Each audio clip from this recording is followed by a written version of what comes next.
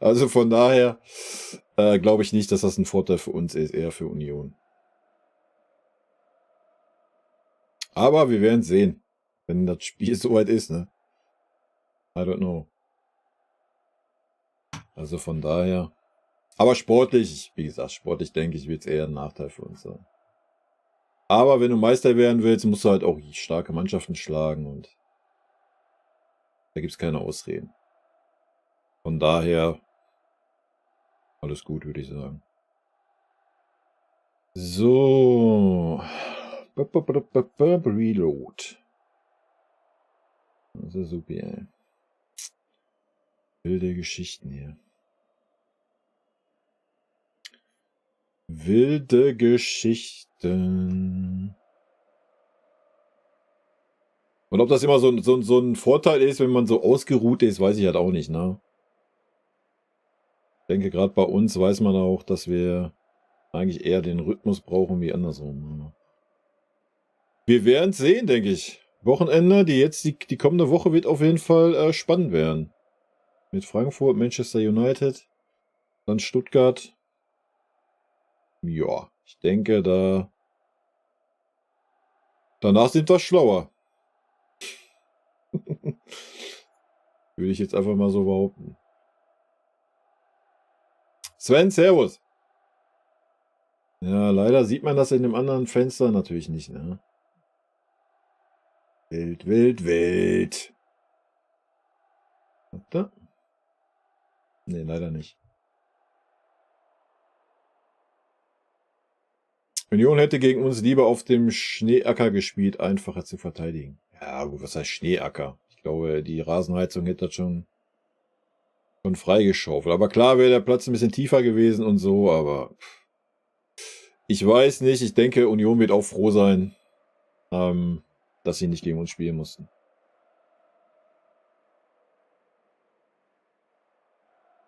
Weil klar, wir tun uns schwer gegen Gegner, die hinten drin stehen. Man weiß es nicht. Ist schwer vorher zu. Was willst du jetzt drüber philosophieren? Spiel wurde abgesagt und ja, musst du halt so hinnehmen, ja? Und dann kannst du es ja eh nicht. Von daher. So, jetzt habe ich hier schon mal beide Chats drinne. Noah, wann wird das Spiel nachgeholt? Ja, das steht noch nicht fest, ne? Leider. Frank. Süd. Leverkusen hat Punkte liegen lassen. Ja, ich habe mal so ein bisschen was dazu gelesen. Wild. Wild, dass die Dortmunder sich wirklich hinten reingestellt haben. Das finde ich schon wild. Aber der Erfolg gibt ihnen recht, die haben immer einen Punkt geholt. Aber trotzdem sehr wild, wie ich finde. So, jetzt gucke ich mal, wenn ich das hier reloade. Wenn ich das reloaden lässt. Studiomodus.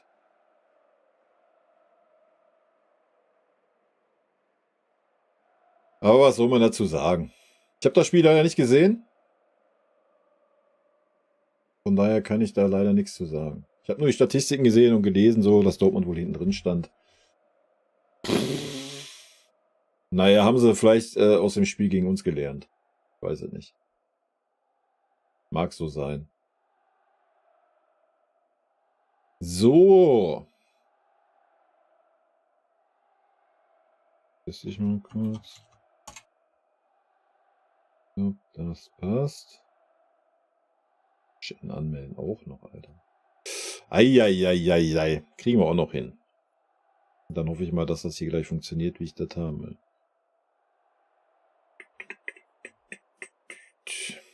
Aber zum Glück müssen wir ja nicht hier über Dortmund reden, wa? Aber ich habe das Stuttgart-Spiel ein bisschen gesehen. Das wird schon ein interessantes Spiel gegen uns werden, Alto Belli. Da wird unsere Abwehr zum ersten Mal, glaube ich, mal richtig auf die Probe gestellt werden. Wenn sie denn die Eier haben, gegen uns auch so zu spielen. Die Stuttgarter. Ich bin sehr gespannt.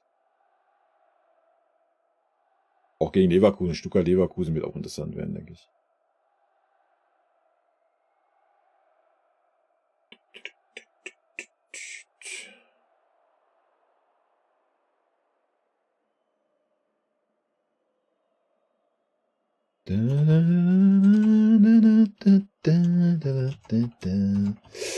Ja, Kopenhagen. Brauchen wir auch nicht mehr viel zu sagen, wa? Junge, kopier doch das Ding da raus und kopier das da bitte rein. Wild, wild, wild. Quick, servus. Und Balbo, servus. Moin Leute, immer noch kein Bayern-Fan, aber ich mag den Dude und so kann ich mich am Wochenende mit meinen Freunden unterhalten, die alles am Bayern-Fan sind. Ach du Armer, was bist du denn? Dortmunder oder was? Bei mir ist das umgekehrt.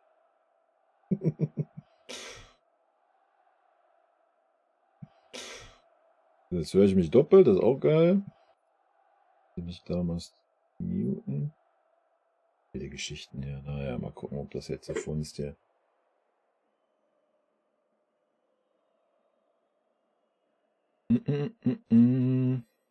Das ist ganz schwierig. Kopenhagen, ja, hau ruhig raus, Briggs. Alles gut. Wir haben ja sonst nichts zu bereden. Es gab ja, Union ist ja Aue oder Dynamo.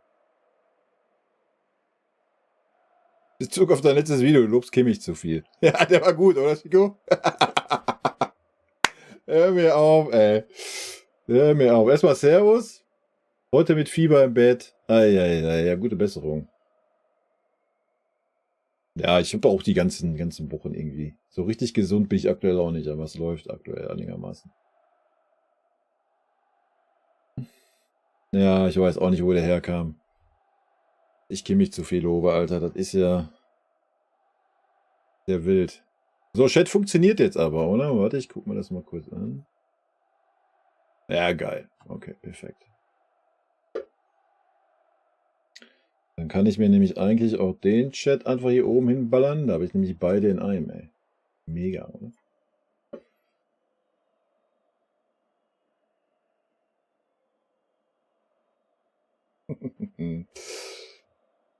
Bayern gewinnt gegen Frankfurt am Wochenende. Ja, das werden wir mal sehen, ob wir das tun.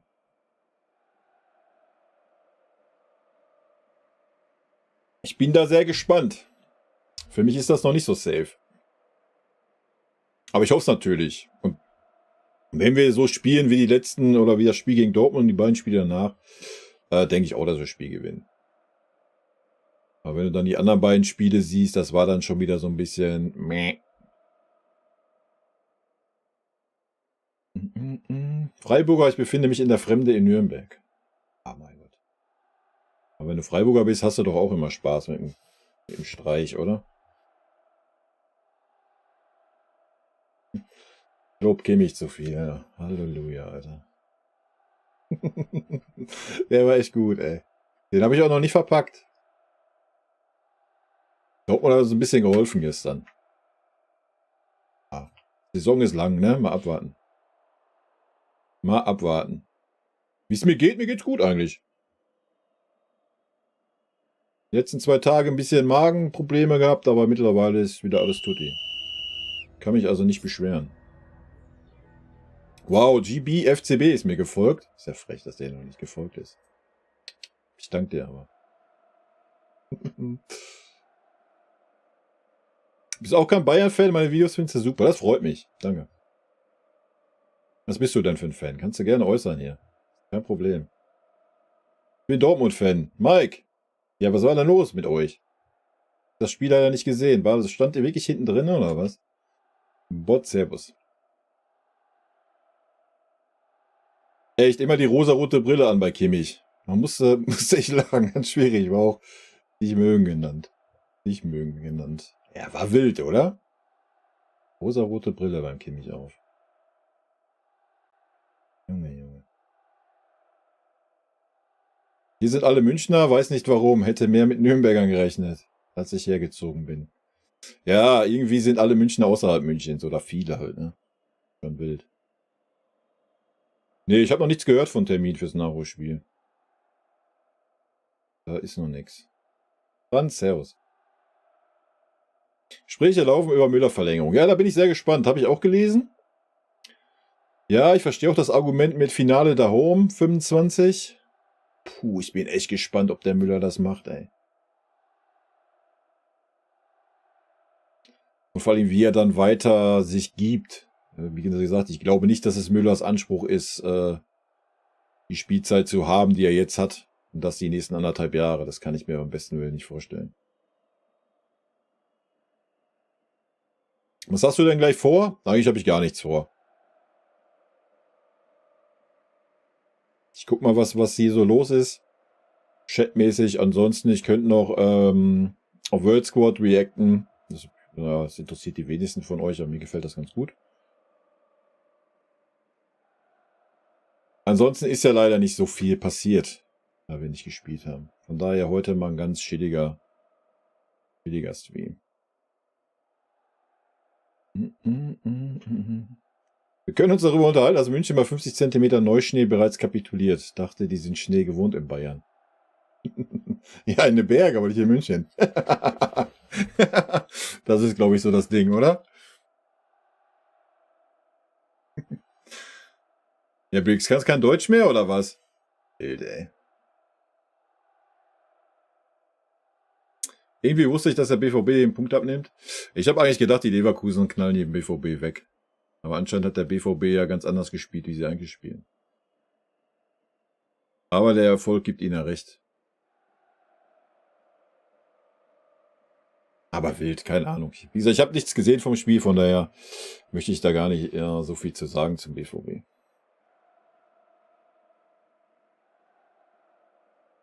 Schon lange nicht mehr so laut gelacht, als du meine Reaction drauf saß. Ja, ich hab uns auch nicht fassen. Ey. MSV Duisburg. Ah, okay. Ist ja gerade auch nicht leicht, wa? Da geht's ja gerade das Licht so langsam aus, oder? Schwierig im Moment bei euch. Eine WhatsApp-Gruppe? Nee, ich habe noch keine WhatsApp-Gruppe. Schwere Zeit, ja, genau. Ja. Schade eigentlich. Schon ein paar nette Duisburger mal kennengelernt. Obwohl es auch ein paar kranke Gehirne gibt in der Fanszene. Aber die gibt's im Medienclub. Guten Abend an die Chefetage. Alles geklappt? Worauf bezogen hat alles geklappt? Meine Magdeburger haben 5-1 gewonnen oder sowas, ne? Haben die Lautern abgeschossen, oder? War es Lautern? Ich glaube, oder? Ich weiß das immer nicht so. Bild. Mansfield, Dude, vielen lieben Dank, ey. Was ist denn hier los? Wilde Spende. Vielen lieben Dank.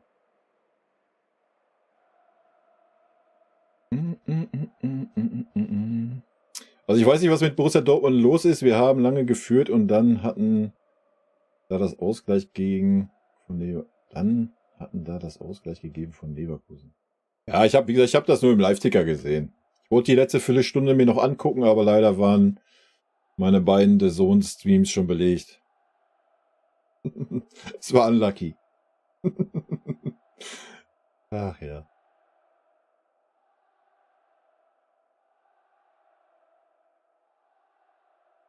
Der Streich war so ein Upgrade zu Dude. Ja, der Dude war ja auch gar kein Format, oder? Den fand ich auch schwierig. Und durch Volker Finke habe ich erst 3 Trainer erlebt. Weiß nicht, was ihr immer für Trainerprobleme habt. Ja, das ist das Schöne in Freiburg. Da hält man am Trainer fest, ne? Da geht man auch mal durch schwere Zeiten mit dem Trainer. Das ist bei uns ist das halt nicht so. Aber es liegt einfach an den Anspruch, den der FC Bayern hat. Siehst du ja, wir meckern ja schon, wenn wir gewinnen, aber keinen schönen Fußball sehen. Ist halt schwierig. Aber der Dude war echt eine Pfeife, ey. Weiß ich nicht. Ich bin mit dem auch nicht warm geworden. Echter Müller hat sich als extra angeboten. Ich weiß nicht, ob er da so die Zweikampfgalligkeit hat, du. Nee, Müller bin ich echt gespannt, ne? Schon wild. Wenn der jetzt einfach so verlängert, dann... Ja. Ja, mein Gott, du kannst ja auch mal leisten, für 20 Mille mal so einen Ersatzspieler zu haben. Ist doch okay. Also von der Persönlichkeit, ja, ich meine auch die Persönlichkeit beim Butt. Wie gesagt, oder Butt meinst du, oder? Da kam ich auch nicht mehr klar.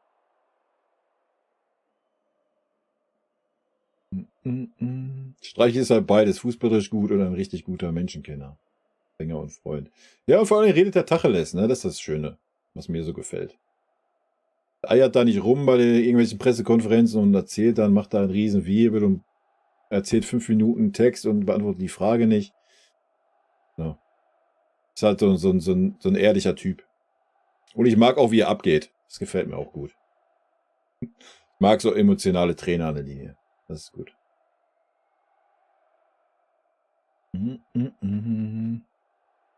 Müller muss auch einsehen, dass er alt wird. Wo möchte er denn hin? In einem Topverein als Stammspieler sehe ich ihn wirklich nicht mehr. Oh, ich glaube schon. Er soll bei uns bleiben als Ergänzungsspieler und oder wenn er Lust hat, in die USA oder so wechseln, um noch ein bisschen auf Spaß zu spielen und dann seine Karriere beenden. Na, ich denke, der Müller könnte schon noch in der Top-Mannschaft spielen. Könnte auch bei uns spielen. Also das glaube ich. Ich glaube nicht, dass der Müller jetzt irgendwie körperlich am Ende ist oder sowas. Ja? Und Fußball verlernt man nicht und Fußball, denke, durch Erfahrung wirst du eher besser. Keine Ahnung. In Italien spielt das Alter zum Beispiel gar keine Rolle. Ja. Da zählt die Leistung. Da müssen wir vielleicht bei uns auch mal hinkommen. Ja, Müller, die letzten Spiele waren nicht gut von ihm. Oder was heißt nicht gut, aber Durchschnitt würde ich sagen, nicht gut, nicht schlecht. Ja, aber wie auch. Ja, wie auch. Hat ja keine Spielpraxis, Alter. Wie soll das auch klappen? Ich glaube schon, wenn der Müller noch irgendwo anders hingehen würde, auch in eine Top-Mannschaft, und er da gesetzt ist, wird er auch liefern. Bin ich mir 100% sicher. Die Frage ist, ob er, keine Ahnung, das Erlebnis haben möchte, woanders hinzugehen. Ne? I don't know. Wir werden sehen, denke ich, bis Neujahr oder was. Entweder wird er verlängern oder er verlängert nicht und dann ist ein Abgang sehr wahrscheinlich.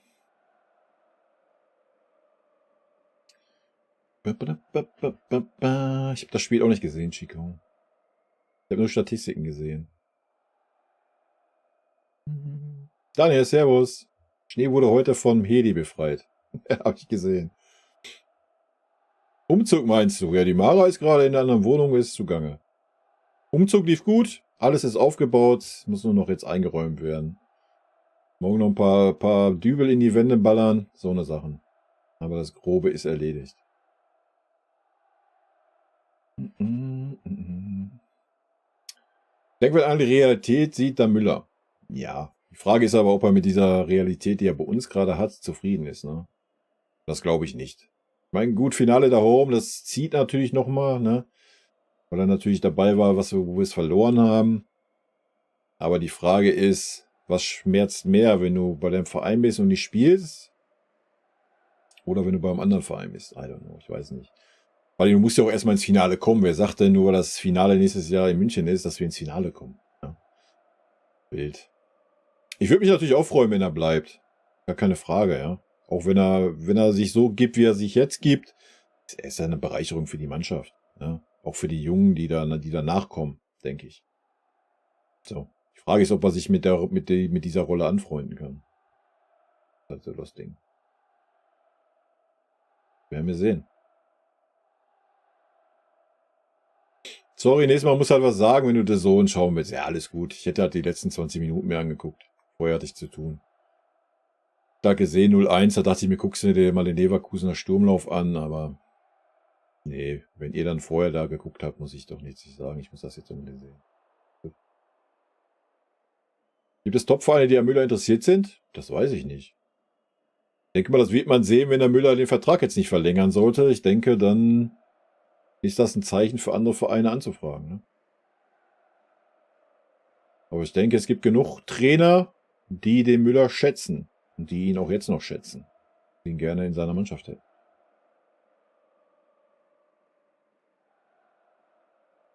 Die Frage ist, was du als Topverein ansiehst. Wenn du jetzt vielleicht die ersten 4, 5 in Europa nimmst, vielleicht nicht gerade. Vielleicht nicht Müllers Spielstil mäßig, aber alles andere.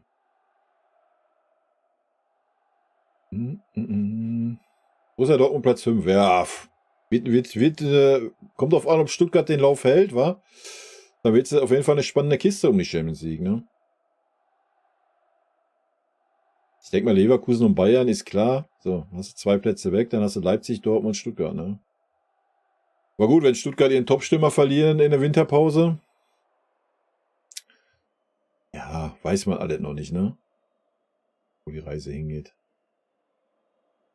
Ansonsten wird es auch eine spannende Kiste. Also viele Fehltritte kann sich Dortmund auch nicht leisten aktuell, ne? Ich meine, von der Meisterschaft brauchen die nicht mehr reden mit 10 Punkten Rückstand auf Leverkusen. Ja. Der Bezwinger ist da. Ja, Prosit.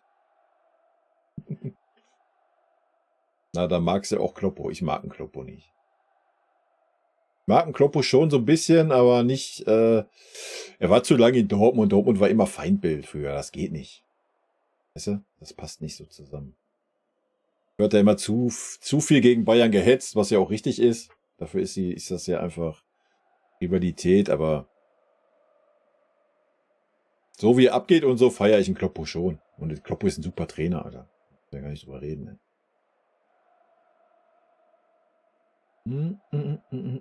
Hauptsache Gnabry ist schnell weg. Ja, ich glaube eher, für Gnabry hast du weniger Angebote wie für Müller, Alter. Kuppe wollte mir letztens erklären, dass er doch ganz gut spielt. Ja, wo denn? Wo spielt er denn? Ich weiß nicht, wann hat er das letzte Mal bei uns mal längeren Einsatz gehabt. Und wenn er irgendwie kommt, dann weiß ich nicht. Ich weiß es nicht. Entweder ist er nicht fit oder er hat keinen Bock. Eins von beiden halt, ne? Oder so eine Kombi aus beiden oder er hat sich damit abgefunden, dass er Ergänzungsspieler ist oder was. Ich weiß es nicht. Ganz komisch zu beurteilen irgendwie. Ich meine, ich würde mich freuen, wenn er nochmal die Kurve kriegen würde, ne? Aber ich sehe es aktuell nicht. Ganz ehrlich nicht. Ich glaube kaum, dass Müller wechseln wird, allein schon wegen den Pferden von seiner Freundin. Ja, mein Gott. Und dann könnte Müller nicht nach Dortmund gehen, oder was? Weil das zu weit weg ist, oder wie? Jetzt habe ich einen Take gemacht, wa? Gut, dann nehmen wir Stuttgart, ist näher dran. Oder Augsburg. Hä? Ich denke mal, ums Geld geht bei Müller eigentlich nicht mehr. Wäre auf jeden Fall mal ein smarter Move, Alter. Ja, die Frage ist, ob Müller spielen will oder nicht. Haben wir ja schon gehabt. Reus war eigentlich 0 auf dem Platz. Ja gut, Thema Reus, weiß ich auch nicht. Da halte ich mich besser zurück. Hauptsache Müller macht es sich wie Schweine mit Manu, würde mir echt leid tun. Manchester United, ja. Keine Ahnung, ist halt so. Wenn er noch spielen möchte, muss er wechseln. Das haben wir ja letztes Mal schon gesagt. So. Er wird nicht am Musiala vorbeikommen. Ganz einfache Kiste. Leider. Was heißt leider? Es ist halt der Lauf der Zeit. So, wir spielen halt einen anderen Fußball. So, Tuchel spielt einen ganz anderen Fußball, wie Müller eigentlich darstellt. No? Daniel Luhn, ich danke dir erstmal. So, das ist ja das Ding. So, Müller ist immer, haben wir auch jetzt gesehen im Spiel, wo Müller dann gespielt hat. Müller war gleich wieder, ja, hier 2 Mann mit drauf, pressen. Ja. Dann sind 3 Leute angelaufen und der Rest der Mannschaft steht hin und denkt sich, wow, was machen die denn da vorne? Hat halt nicht gepasst, so, weißt du? Ja, entweder müsste der Müller sich da umgewöhnen halt, dass er mal ein bisschen ruhiger wird, was das Anlaufen anbelangt. Keine Ahnung, schwierig halt. Aber da hat man halt gesehen, dass es nicht passt zu der aktuellen Taktik, die Tuchel spielt. Und deswegen hat Müller wahrscheinlich auch so wenig Spielzeit aktuell. Und ja, wie gesagt, das werden wir sehen die kommenden Wochen, ne? So, wenn Müller mehr Spielzeit haben will, wie er aktuell hat, muss er wechseln. Wenn er damit zufrieden ist. Also mich würde es freuen, wenn er die Karriere bei uns beenden würde. Auf jeden Fall, ne? Wenn wir nicht drum herum reden. Aber ich denke, er kann auch irgendwo noch mal 1, 2 Jahre hingehen, macht dann 1, 2 Jahre Pause und kommt dann in den Verein zurück. Das sollte ja auch nicht das Problem sein. Na klar wäre es schöner, wenn er so die ganze Karriere bei uns verbringen würde. Wäre natürlich schon mega. Ja. Weiß ich nicht. Ich weiß es nicht. Wir werden es sehen. So, wie er gesagt hat, will er ja auf jeden Fall noch weiter Fußball spielen. Und ich denke nicht, dass es der Anspruch ist, bei Bayern auf der Bank zu sitzen. Von daher schwierig. Bayern und Berlin haben nächste Woche beim DFB-Pokal frei. Ich kapiere nicht, dass man das Spiel nicht auf den Tag legen kann. Ja, das könnte man schon. Man will das aber nicht, weil, machen wir uns nichts vor, wenn der FC Bayern spielt, dann spielt der FC Bayern. So. Und das würde dann wieder Leute vom DFB-Pokal wegnehmen, weißt du? Geht da wieder nur um diese ganze Fernsehgeschichte. So, wenn Pokalspiel ist, dann muss Pokalspiel Oni sein. Dann kannst du nicht anfangen und noch einen FC Bayern spielen lassen, der die ganzen Quoten ziehen würde. So, das ist das Thema. Oder das Argument, sagen wir es mal so. Also für mich wäre das auch der logische Schritt. Beide sind ausgeschieden, dann können sie an dem Tag spielen. Ne? Fertig. Müssten sie halt vor den Pokalspielen spielen und gut wäre. Fertig. Feierabend. Aber das geht dann wahrscheinlich wieder nicht wegen Anreise. Du kannst ja auch nicht irgendwie dann 15:30 anfangen und ach, es steckt so viel hinter und alles irgendwie Geldgeschichten. Ist halt leider so. Wir können froh sein, dass Leverkusen gestern nicht gewonnen hat. BVB mit viel Glück unentschieden gespielt. War mal wieder spielerisch sehr beeindruckend, was Leverkusen da gezeigt hat. Jo. Ja, wie gesagt, ich denke auch, Leverkusen ist halt die Mannschaft der Stunde aktuell. Und ich denke, dass sie es auch bleiben wird. Wir können uns halt echt auch keine Fehler erlauben, ne? Bin ja echt immer deiner Meinung, aber was hast du gegen Klopp, außer dass er beim BVB war? Ernsthaft, guck dir mal das Interview bei Hotel Matze an. Wie kann man den blöd finden? Aber ist ja beruhigend, dass wir nicht immer einer Meinung sind. Ich meine ihn als Mensch. Ich mag einen Klopp einfach, das hat einfach zu viel kaputt gemacht damals. Ich könnte mir den Kloppo nie beim FC Bayern vorstellen. Würde er sich auch unglaubwürdig machen, meiner Meinung nach. Was ja okay ist. Wie gesagt, seine ganzen Werbedeals, die er da auch hat, weiß ich auch, fühle ich halt auch nicht, Alter. I don't know. Ich glaube nicht, dass er bei Liverpool so wenig Geld verdient, dass er hier den Finanzcoach machen muss. Da muss er das machen, da das. Also weiß ich nicht, Alter. Weiß ich nicht. Aber gut, Geschmackssache. Wie gesagt, trainermäßig und so Typ Trainer gibt's gar nichts auszusetzen am Kloppo. Aber ich könnte ihn mir bei Bayern halt nicht vorstellen. Das ist alles.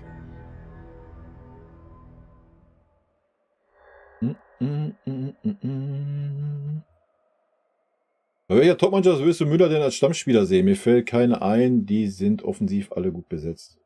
Keine Ahnung. Den nicht beantworten. Das müssen doch die Mannschaften dann wissen, die Müller eventuell verpflichten wollen. So, wenn keine Topmannschaft Müller verpflichten will, dann möchte keine Topmannschaft Müller verpflichten. Ist ja auch okay. Kann ich nicht beurteilen. Ich guck den FC Bayern und nicht irgendwie, was weiß ich. Aber ich denke, in Italien wird er schon irgendwo unterkommen. Wenn er das denn möchte. Der Heli kostet auch einige Tausender. Schwerer Winterdienst. Naja, wer 100 Mille für einen Kane ausgeben kann, kann sich auch einen Heli leisten. Streich hat bei mir einen Knacks seit dem Pokalfinale. Lose Dose gegen Red Bull. Da war er mir ein viel zufriedener Verlierer, als mir lieb war. Spielt jetzt das Finale und strahlst und winkst allen zufrieden zu. Da hat Herr Streich mich nur Trainer bezogen und wenig verloren. Sonst dachte ich immer, Streich wäre einer für uns. Ja, weiß ich nicht. Ich denke, so ein Streich ist ein super Realist, was das anbelangt. Ne? Klar hat er immer den Ehrgeiz. Ich weiß jetzt nicht, welche Reaktion er da gezeigt hat nach dem Pokalspiel. Aber ich kann mir schon vorstellen, er sieht ja immer, welche Möglichkeiten er hat und welche Möglichkeiten dann so RB Leipzig hat. Also, ich denke, das ist immer so das Ding. Da wird er dann wahrscheinlich die Sache ein bisschen realistischer eingeordnet. Ich glaube nicht, dass ein Streich da hingefallen ist und gesagt hat, Männer, ist egal, ob wir gewinnen oder verlieren. Ne? War schon mal jemand in der Südkurve? Ja, na klar. Das ist halt auch, ja, ganz genau. Nico Kovac schätzte Müller bestimmt. Ja, könnte sein, dass er nach Wolfsburg geht. Das hat ja so super gepasst mit dem Kovac. Vorsicker, guten Abend. Stuttgart wird den Stürmer wohl verlieren. Ja, die werden den Stürmer auch verlieren. Frage ist, ob Dortmund zuschlägt oder nicht.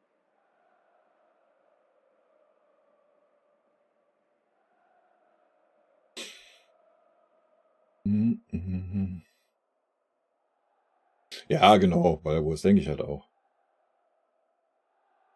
Keiner mag den Kloppo? Ich glaube, es geht rund. Wieso mag denn keiner den Kloppo? Nee. Siehste. Gibt genug Leute, die den Kloppo. Ich mag den Kloppo ja auch, aber ich könnte ihn mir nicht als unseren Trainer vorstellen.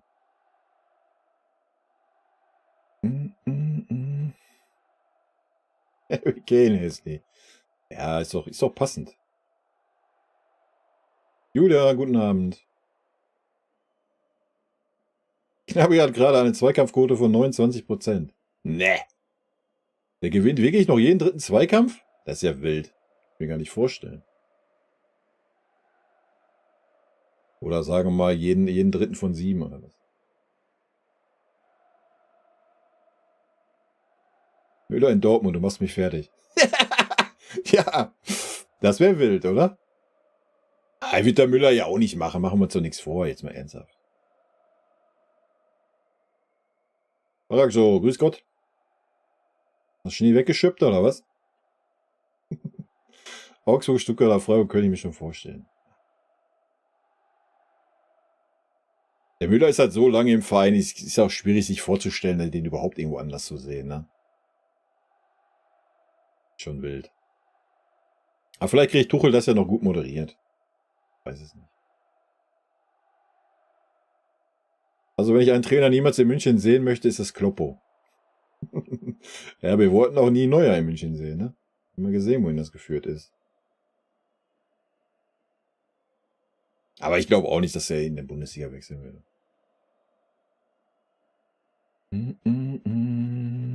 Müller will noch Nagelsmann Fußball spielen. Naja gut, Müller war ja schon immer so, der vorne angelaufen ist. Der das Pressing koordiniert hat und so. Müller zu den Saudis. Ich glaube, weiß ich auch nicht. Braucht der Müller noch so viel Geld oder was? Weiß ich nicht. Müller wartet vielleicht auf Tuchels Entlassung. Ja, das glaube ich auch nicht. Ich meine, vielleicht würde er darauf spekulieren, aber kann ich mir nicht vorstellen. Und dann, so. Welcher Trainer würde den Müller dem Musiala vorziehen aktuell? Wird es doch keinen Trainer geben. Welchen? Kann er ja warten, egal, weißt du? Klappt halt nicht. Sei denn, du hast wieder einen Trainer, der super so Nagelsmann-mäßig spielen lassen will. Mit super Pressing, Anlaufen und so, das ist halt so Müller sein Ding. Ja, aber das kann er dann halt auch nicht mehr über 90 Minuten. Da müssen wir uns ja auch nichts vormachen.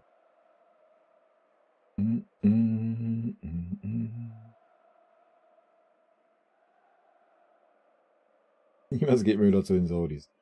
Glaube ich auch nicht.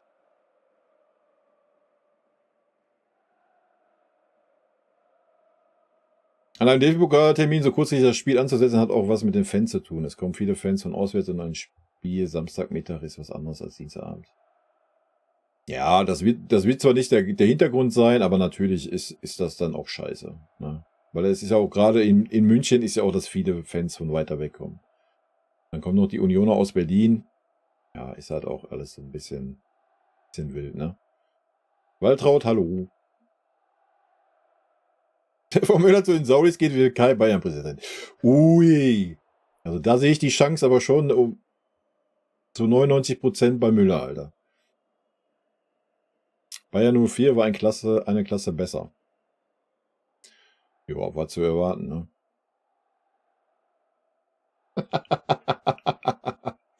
Ja, genau. Nächstes Jahr bei der Jahreshauptversammlung sprechen. Nee, Mitgliederversammlung. Wir haben keine Jahreshauptversammlung mehr.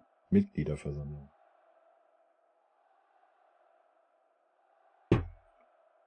Ei.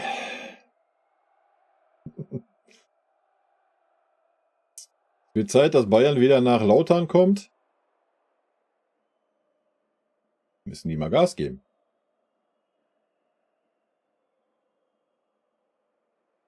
Ich habe nicht gesagt, dass Kloppo Bayern-Trainer sein soll. Ich mag ihn einfach menschlich, also so wie er rüberkommt. Ja, der Kloppo ist ja auch schon authentisch und kommt ja auch schon gut rüber. Aber ich kann ihn halt, wenn ich Kloppo sehe, sehe ich, weiß ich nicht, sehe ich einfach immer so den Hass auf Bayern so, weißt du? Und seine ganzen dummen Sprüche damals und kann ich halt nicht ablegen, ist so mein persönliches Ding, weißt du? Ansonsten gibt es an Kloppo nichts auszusetzen. Kriegt immer wieder hin, so seine Idee von Fußball durchzubringen, ne? Gar mit welcher Mannschaft. Mit welchen Spielern, das ist schon. Und es ist ein ansehnlicher Fußball auch immer. Alexander, mir ist Samir. Das ist immer die Sau ist gute Pferde. Ganz genau, guck mal. Da haben wir einen Pluspunkt gefunden.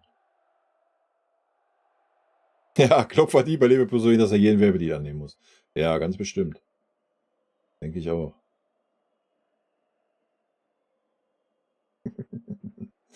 Ich denke, der wird da auch maximal 2 Mille verdient er in Liverpool. Maximal. Muss ja nochmal so was ist das, Provinzial oder was er da macht und ach, keine Ahnung.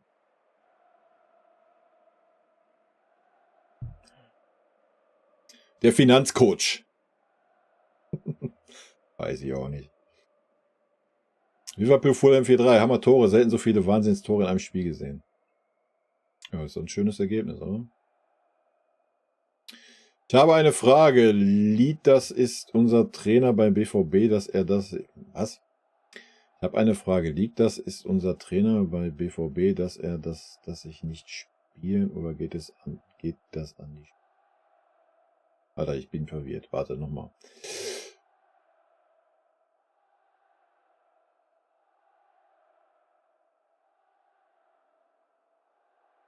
Verstehe es nicht. Mike. Musst du nochmal umformulieren, was du genau meinst. Vielleicht habe ich gerade eine Blockade im Kopf.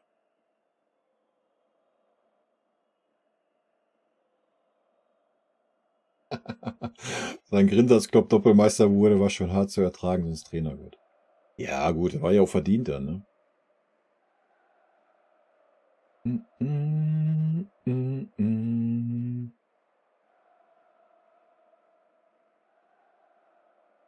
Klopp wäre für die Bayern ein guter Trainer. Ja, kann gut sein, ja. Sebastian Hoeneß ist irgendwann Trainer beim FC. Sehr wahrscheinlich, ja. Ist noch so jung, das wird mit Sicherheit irgendwann passieren. Könnte mir Müller auch nicht bei Dortmund vorstellen oder überhaupt woanders. Müller ist ein reiner Urbayer. Er versprüht diesen Bayern-Charme und ich bin absolut kein Bayern-Fan. Müller und Bayern passt halt einfach, beziehungsweise hat immer gepasst. Ja, denke ich halt auch. Ist schwierig, sich ihn woanders vorzustellen. Wenn, dann maximal im Ausland. Ja, wird man sehen. Konnte man sich bei Schweini halt auch nicht vorstellen und ja, haben wir ja auch gesehen, wie es gegangen ist. Könnte ich mir bei Müller auch vorstellen. Wenn er unbedingt mehr Spielzeit haben möchte, dann wird es auch so kommen. Wenn nicht, ja, wenn er die Rolle annimmt, jetzt 1,5 Jahre, I don't know, weiß ich nicht, dass so die Erfüllung ist. Kann man schwer einschätzen.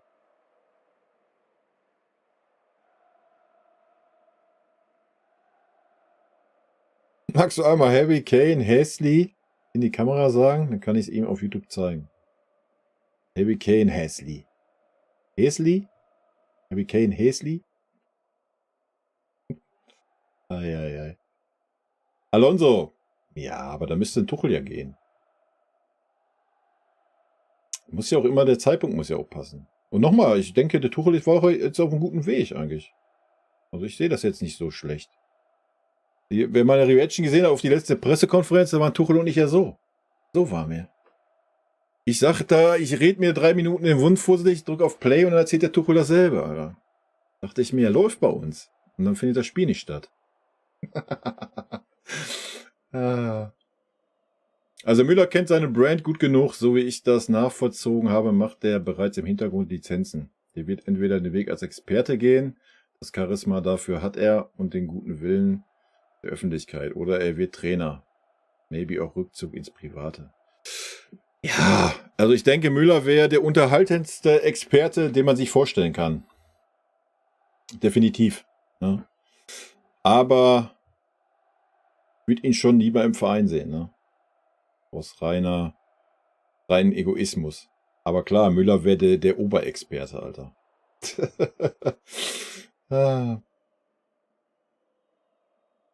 Also wenn man schon einen Choupo-Moting hat, braucht man keinen Müller, wenn Musiala verletzt ist. Ja, so sieht's aus. Denke ich auch. Ich denke auch, Choupo ist auf jeden Fall der bessere Zehner. Aber sollen wir Musiala auf die Bank setzen, damit Müller mehr Spielzeit bekommt? Nee, eben nicht. Bei der nächsten Vertragsverhandlung mit Musiala wird so ein Move sicher spannend. Nee, das ist ja, was ich gerade gesagt habe. Ne? Müller wird am Musiala nicht mehr vorbeikommen. Aber, das ist ja, was ich meinte, Müller müsste schon dann die 1B sein. So. Ja, wenn Musiala so wie jetzt verletzt ist oder wenn er nach 60, 70 Minuten rausgeht oder so, dann muss ein Müller der Mann sein, der kommt. So. Wenn das nicht der Fall ist, jetzt ganz ehrlich, würdest du dann einen Spieler halten, der 20 Millionen kostet? Für was? Für den gute Laune-Clown in der Mannschaft, oder was? Ja, das kannst du vielleicht so wie mit dem Bunazar machen, der 4 Millionen kostet, das kannst du dir vielleicht leisten, aber du kannst keine 20 Mille zahlen für einen Spieler, der irgendwie aufs Jahr gesehen 1000 Spielminuten hat und sonst einen Pausenclown gibt. So, das kannst du halt nicht bringen, Alter. Ja, das kannst du jetzt bei Müller ein Jahr machen, wenn er das unbedingt will, weil Vereinslegende und so weiter. Gehe ich mit, ja. Aber in der Regel kannst du das nicht bringen. Ne?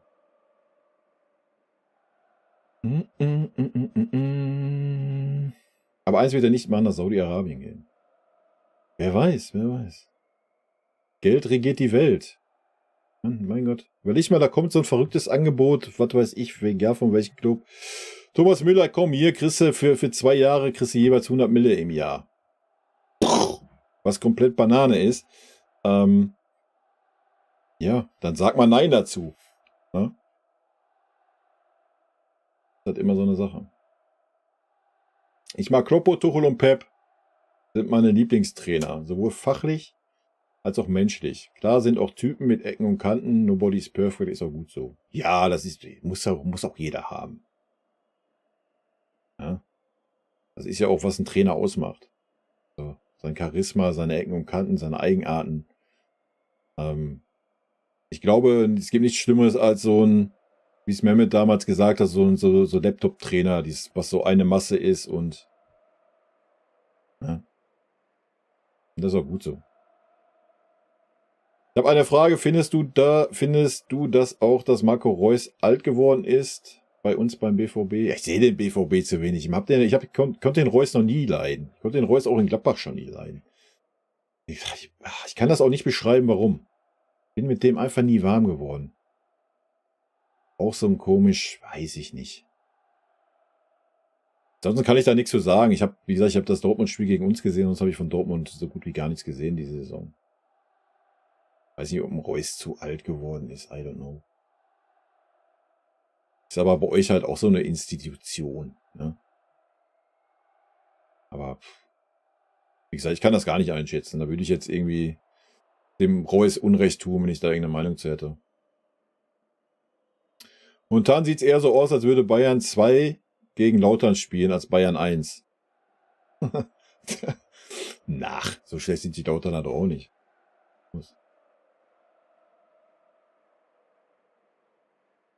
Wir dümpeln doch gerade Bayern 2 im Mittelfeld, im Niemandsland der Regionalliga rum. Also, wir müssten es doch erstmal irgendwann mal schaffen, mal wieder in die 3. Liga zu kommen. Also, da sind wir so weit von weg.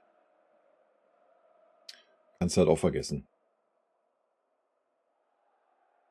Das war halt der Neid auf Bayern, wenn Klopp zu uns geht, gehen die Sprüche Richtung BVB.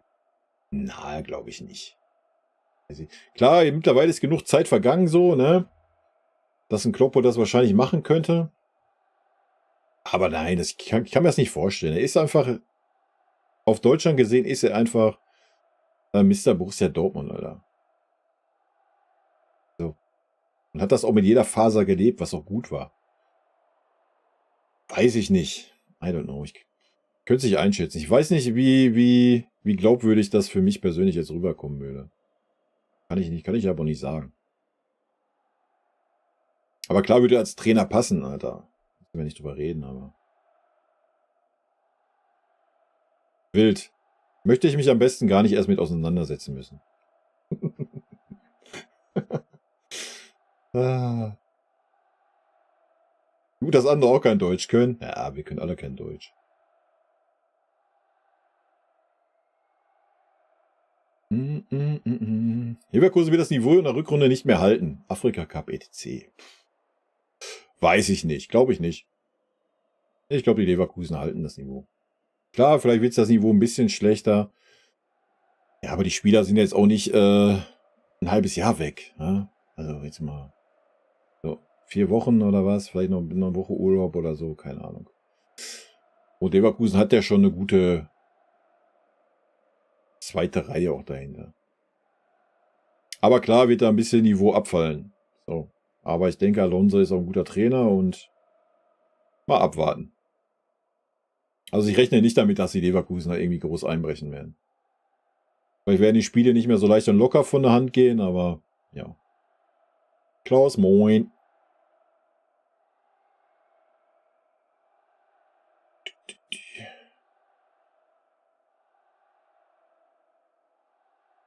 Kane ist Kanone. Maschine. Kennt ihr das legendäre Interview, wo Klopp voll auf den Interviewer eingeht und alles schlecht redet wie der Interviewer? Nee.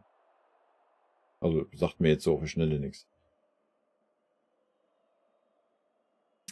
Ich denke mal auch, Müller ist ein Fußballer, der will spielen und gibt sich nicht dauerhaft mit der Bank zufrieden. Naja, das glaube ich halt auch nicht. Er ist ein Arbeitstier, aber er ist auch ein treuer Spieler und ordnet sich auch eben unter. Aber eben nicht dauerhaft, vermute ich mal. Ja, vielleicht, ich weiß es nicht. Vielleicht ist er jetzt so weit, dass er sagt, yo, ich mache das so, mach so ein bisschen den Standby. I don't know. Also ich kann es gar nicht einschätzen bei Müller. Müller ist ja immer so Frohnatur und so, aber ich glaube, der Müller kann auch schon intern ein richtiges Arschloch sein. Wie man so damals beim Kovac gesehen hat und sowas. Also. Sky erhöht schon mal die Preise, um Müller zu verpflichten. Na, dann müssen sie aber ordentlich erhöhen. Leverkusen wird wieder Vizekusen. Wollte nur kurz einwerfen, dass ich mit dem Unentschieden der Wespen bei Leverkusen richtig lag. Schulterklopf. Glückwunsch. Sei dir gegönnt.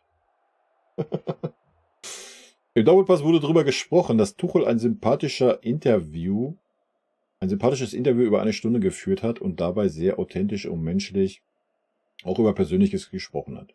Stress als Trainer, seine Scheidung, dass er jetzt andere Orte der Erholung sucht, zum Beispiel seinen Eltern, auch dass er sich wünscht, nicht so sauer zu sein wie nach BVB-Spiele, aber er ist auch nur ein Mensch, emotional reagiert. Ja, ich habe da auch ein bisschen was zu gelesen, so ein paar Sachen wurden da ja, gerade das so mit seinen Eltern und sowas. Ja, ist halt ein Mensch, so jeder Fußballer, jeder Trainer ist ein Mensch. Ne? So, wir vergessen das immer. Deswegen sage ich auch immer oft genug, so den Menschen, den beurteile ich ja gar nicht. Ja, auch wenn ich einen Kimmich oder einen Gnabry oder sonst wen da mal hart angehe, weil er sportlich einfach eine Nulpe dann war, was hat ja nie was mit den Menschen zu tun. Ja, das darf man halt nie vergessen. Also wir beurteilen immer sportliche Leistungen, aber wir beurteilen ja nie die Menschen. Können wir ja gar nicht. Wir kennen die Menschen ja nicht. Ja, wie willst du den beurteilen? Das sollte klar sein.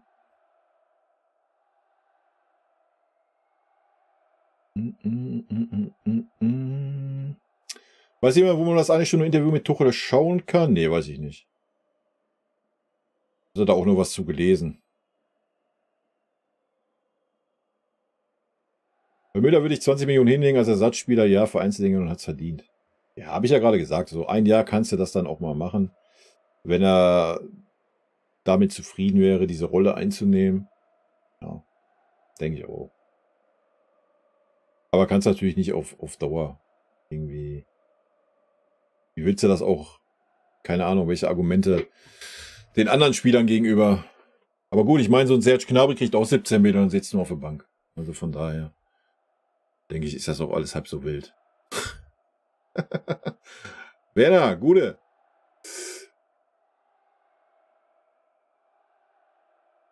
Müller ist wie Augenthaler, aber intelligenter und möglicherweise auf lange Sicht der nächste Uli. Ja, Auge ist auch Legende.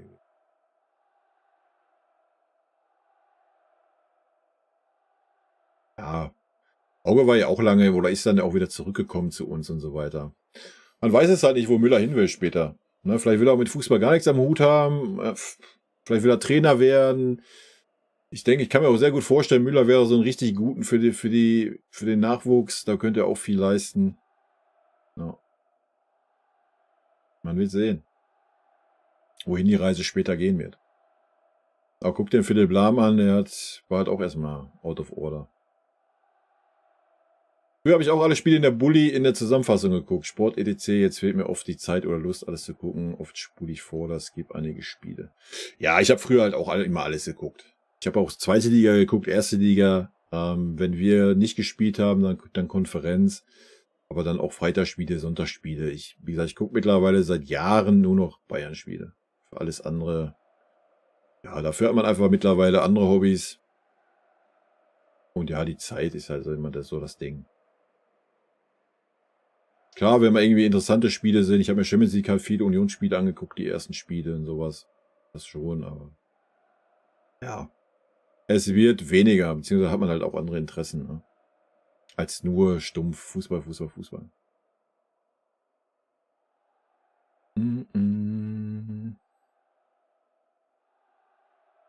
Bayern 2, Spiel gegen Wilsing, ist bei mir 10 Kilometer weg, war ein geiles Spiel. Ja, cool.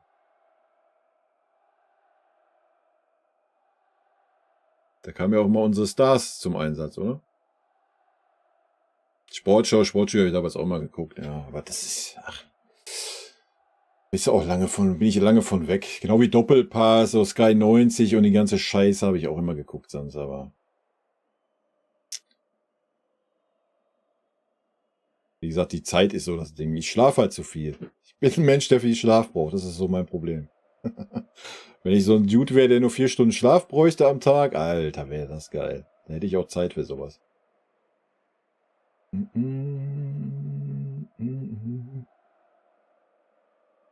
Ist einfach so, weil das so ist. Der ist geil, der Satz.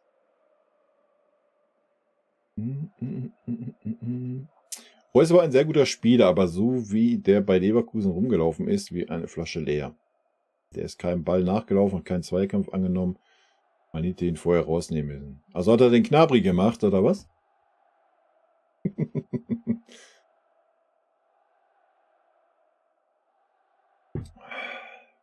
Ja. Kann ja jeder mal einen Gnabry machen, oder?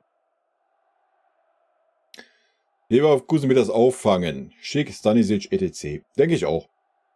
Gehe ich auch von aus. Römer Kai als Bayern-Trainer wäre geil. Ah, weiß ich nicht. Vom Roy jetzt noch nicht so viel gesehen, außer jetzt bei der Bird Squad.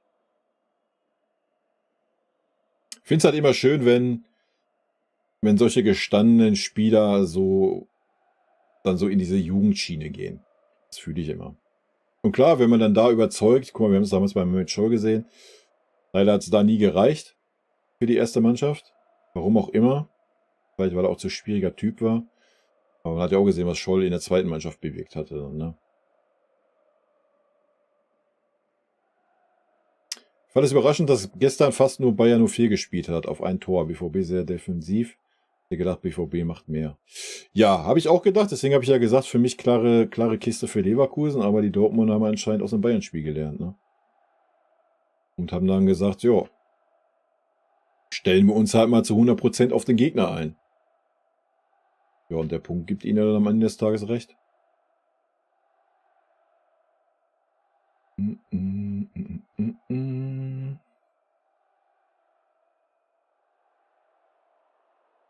Klar kann Müller ein Arsch sein intern. Heutige Spieler sind alles eigene kleine Firmen.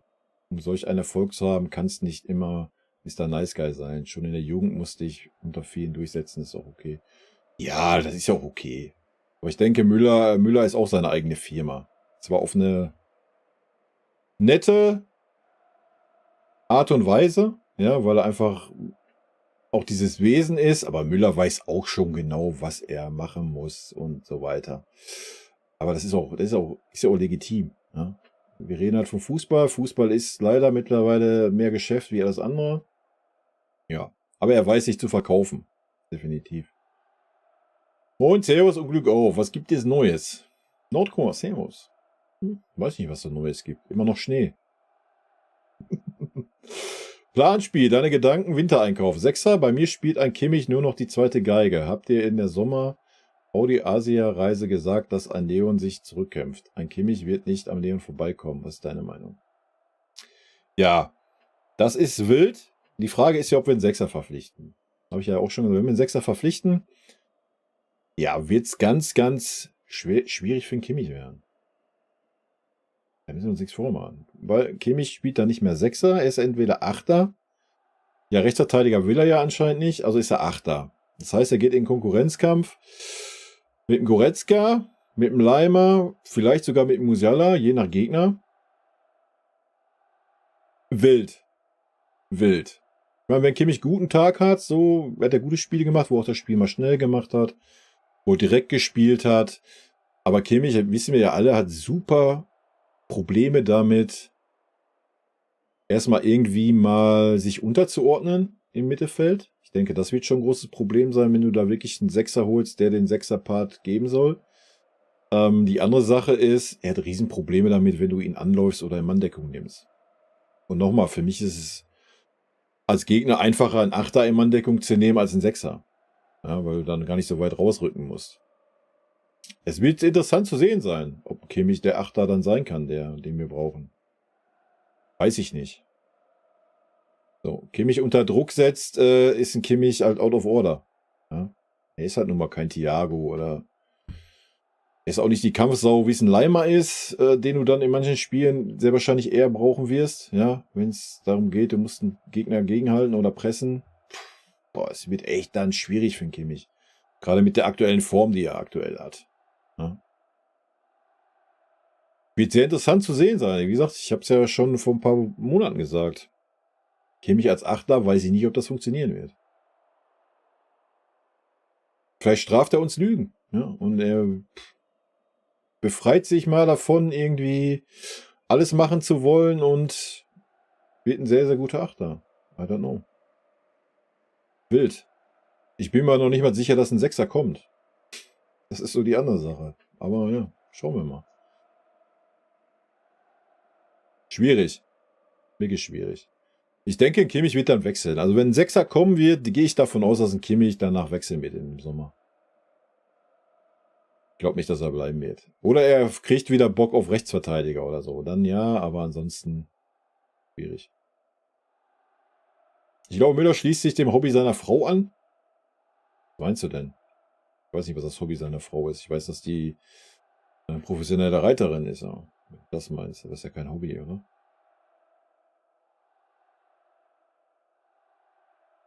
Müller brauchen wir auf jeden Fall noch. Und wenn es nur für die Kabine ist, er ist einfach Gold wert. Ja. 20 Mille ist er dann wert. Schalke steigt eventuell sogar in der zweiten Liga ab. Ach nee, Schalke hat doch am Wochenende, haben die nicht 4-0 gewonnen oder sowas? Schalke geht wieder nach oben jetzt. Immer keine Sorgen, die Schalker kriegen die Kurve.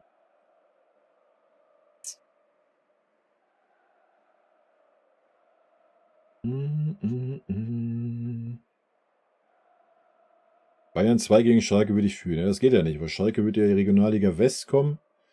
Und wir sind Regionalliga Bayern. PS im Doppelpass wird echt viel bla bla bla Sülz geliefert. Lass das aber oft nebenbei laufen beim Haushalt putzen, duschen etc. Dafür ist es chillig. Ja, ist doch völlig okay. Wie gesagt, ich habe das früher auch immer gern geguckt. Aber dann war da irgendwie, ich weiß nicht, da war der Strunz da die ganze Zeit. Irgendein Experte, ich weiß nicht, ist der immer noch da? Aber ich kann den Strunz, was erlauben Strunz? Ich kann den Strunz nicht ernst nehmen als Experten, Alter, der dann da irgendeine Talkrunde leitet oder sowas. Krieg ich einen Kackreiz bei. Junge, Alter. Strunz.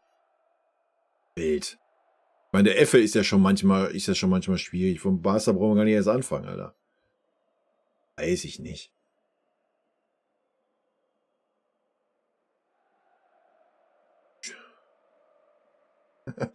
Müller brauchen wir noch für die Kabine, Radio Müller. Ja, es ist wie gesagt teures Radio dann. Ja, wir werden sehen, ob er Bock drauf hat oder nicht. Also ich bin auch der Meinung, ja, der Müller musste halten, sollte die Karriere bei uns beenden. Kannst du auch jetzt mal ein Jahr dann für teuer Geld mitnehmen. Kannst du machen, mein Gott. Das, was er geleistet hat für den Verein, ja, sei ihm gegönnt, Alter. Und gut ist. Ne? Aber nochmal, die Frage ist, ob er da Bock drauf hat. Zu sagen, ja, alles gut, ich mach das hier mal. Ich mache hier so ein bisschen den Teilzeit-Nupsi oder was. I don't know. Die Sendung, wo Barca dabei ist doch immer großartig. Das gebe ich mir schon noch. Ach ja, der Barca. Wenn der Barca dabei ist, kommt manchmal Stimmung auf. Ja, das kann er ja auch. Wie viel Schlaf brauchst du denn? Ich schlafe durchschnittlich 8 Stunden. Könnten auch mal 9, aber auch mal 7 sein. Ja, ist bei mir leider auch so. Also mit 7 Stunden wird es schon haarig. Mit 8 ist meistens okay. Mit 9 ist Bombe, aber 9 habe ich fast nie. Ich schlafe so zwischen 7 bis 8 Stunden. Aber wie gesagt, ich würde es mir wünschen, wenn ich so ein Typ wäre, der nur 4 Stunden Schlaf bräuchte. Das wäre so geil. Hast 1-1 getippt? Ja, Glückwunsch.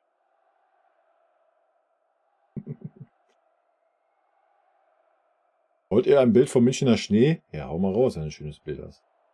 Bei uns ist kein Schnee. Doch, abends ist immer so ein bisschen.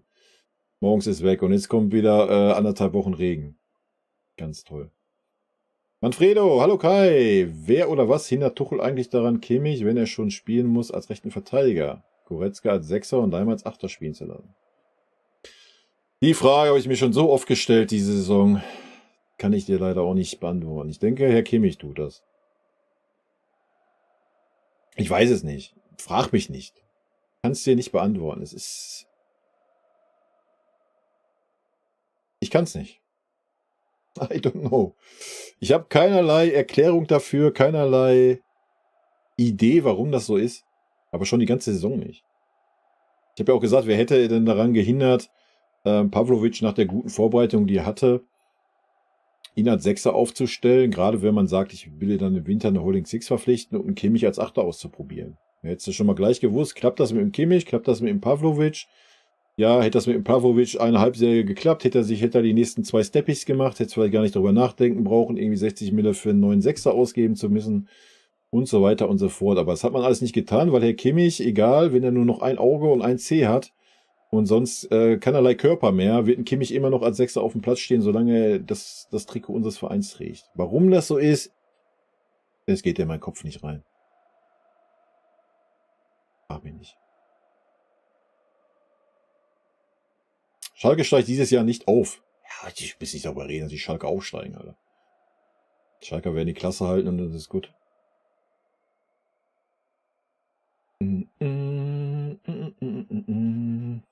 Ach ja, zum Thema Tuchel und junge Spieler. Talente entwickeln. Das macht er beim FCB wenig. Da sind aber auch gestandene Spieler da und es wird Erfolg erwartet. In Mainz hat er das schon gemacht und das sehr gut. Mainz hat ja sogar mal oben mitgespielt unter Tuchel. Ja, das habe ich auch in Erinnerung gehabt. Auch bei Dortmund war das doch jetzt nicht so, oder? Und ja, ich habe es ja auch gesagt, man kann das ja schon verstehen irgendwo.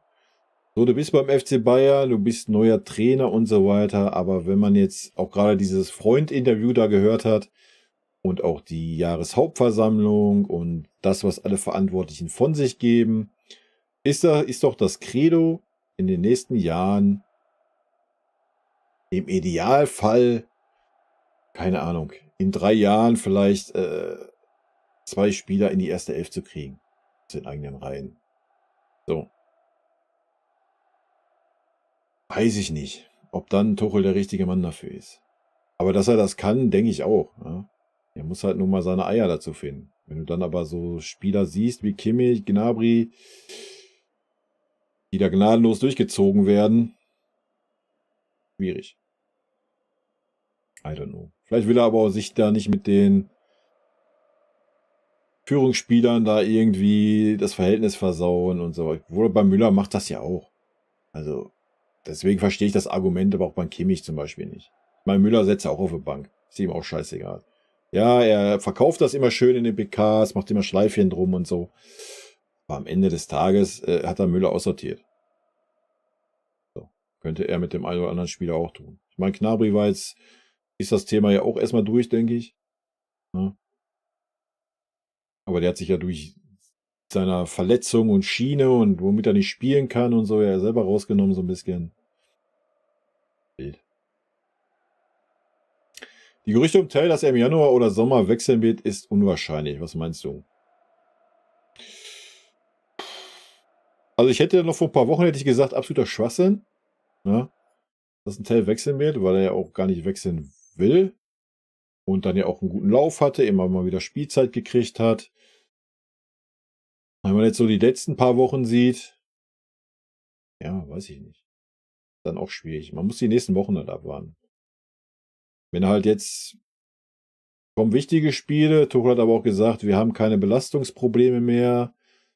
Was heißt, er steht auf eingespielte Mannschaft. Das heißt, es werden immer die gleichen 11 Spieler spielen. So. Dann ist die Frage, bekommt er mal 10 Minuten, bekommt er mal 15, bekommt er mal keine, weil ein Gnabry wieder rangeführt werden soll. Weiß ich nicht. Ich denke schon, wenn du einen Tell irgendwo hin verleihen würdest, wo er spielen darf, auch im Sturm, wird er auf jeden Fall die nächsten Steps machen.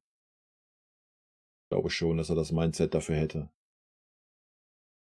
So, bei uns ist ja die nächsten 2, 3 Jahre, ist die 9 ja, müssen wir uns ja nicht drüber unterhalten.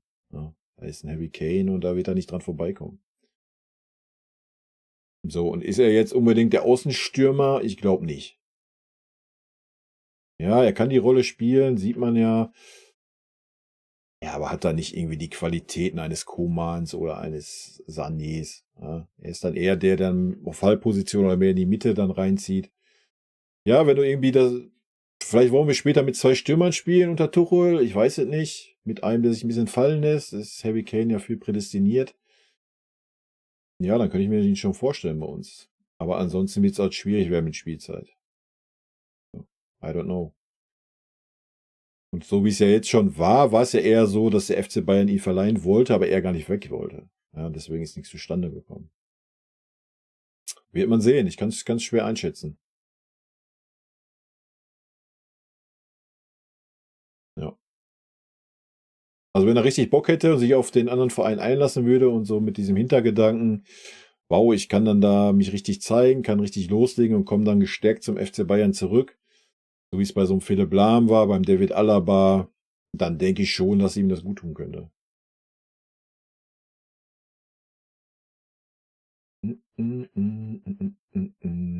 Barca findest du geil? Ja, Barca ist ja auch eine Type.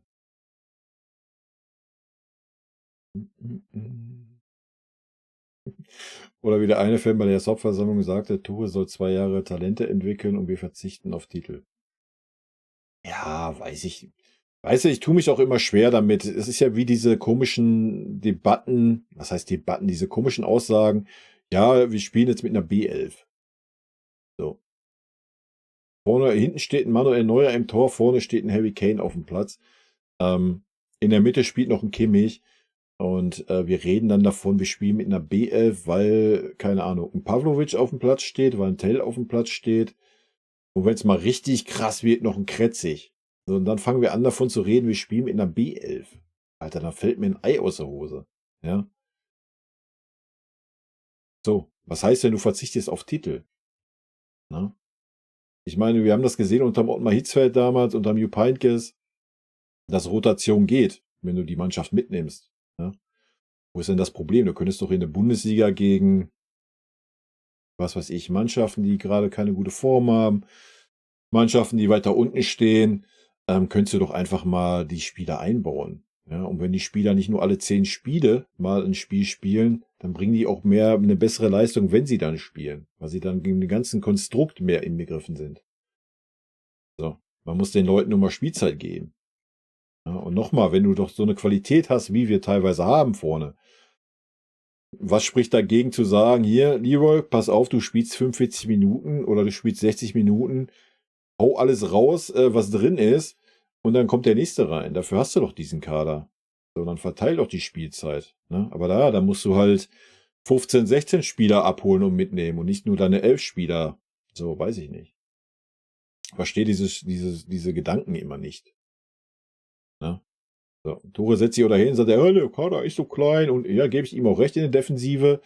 Ja, jetzt kommen 3 Spieler, dann ist der Afrika Cup rum, dann ist der Asien Cup rum, dann sind alle Spieler fit und dann stehen wir da. Was passiert dann? Und sie werden trotzdem hinten die gleichen Spieler spielen. Und der Rest sitzt auf der Bank und verschimmelt. So.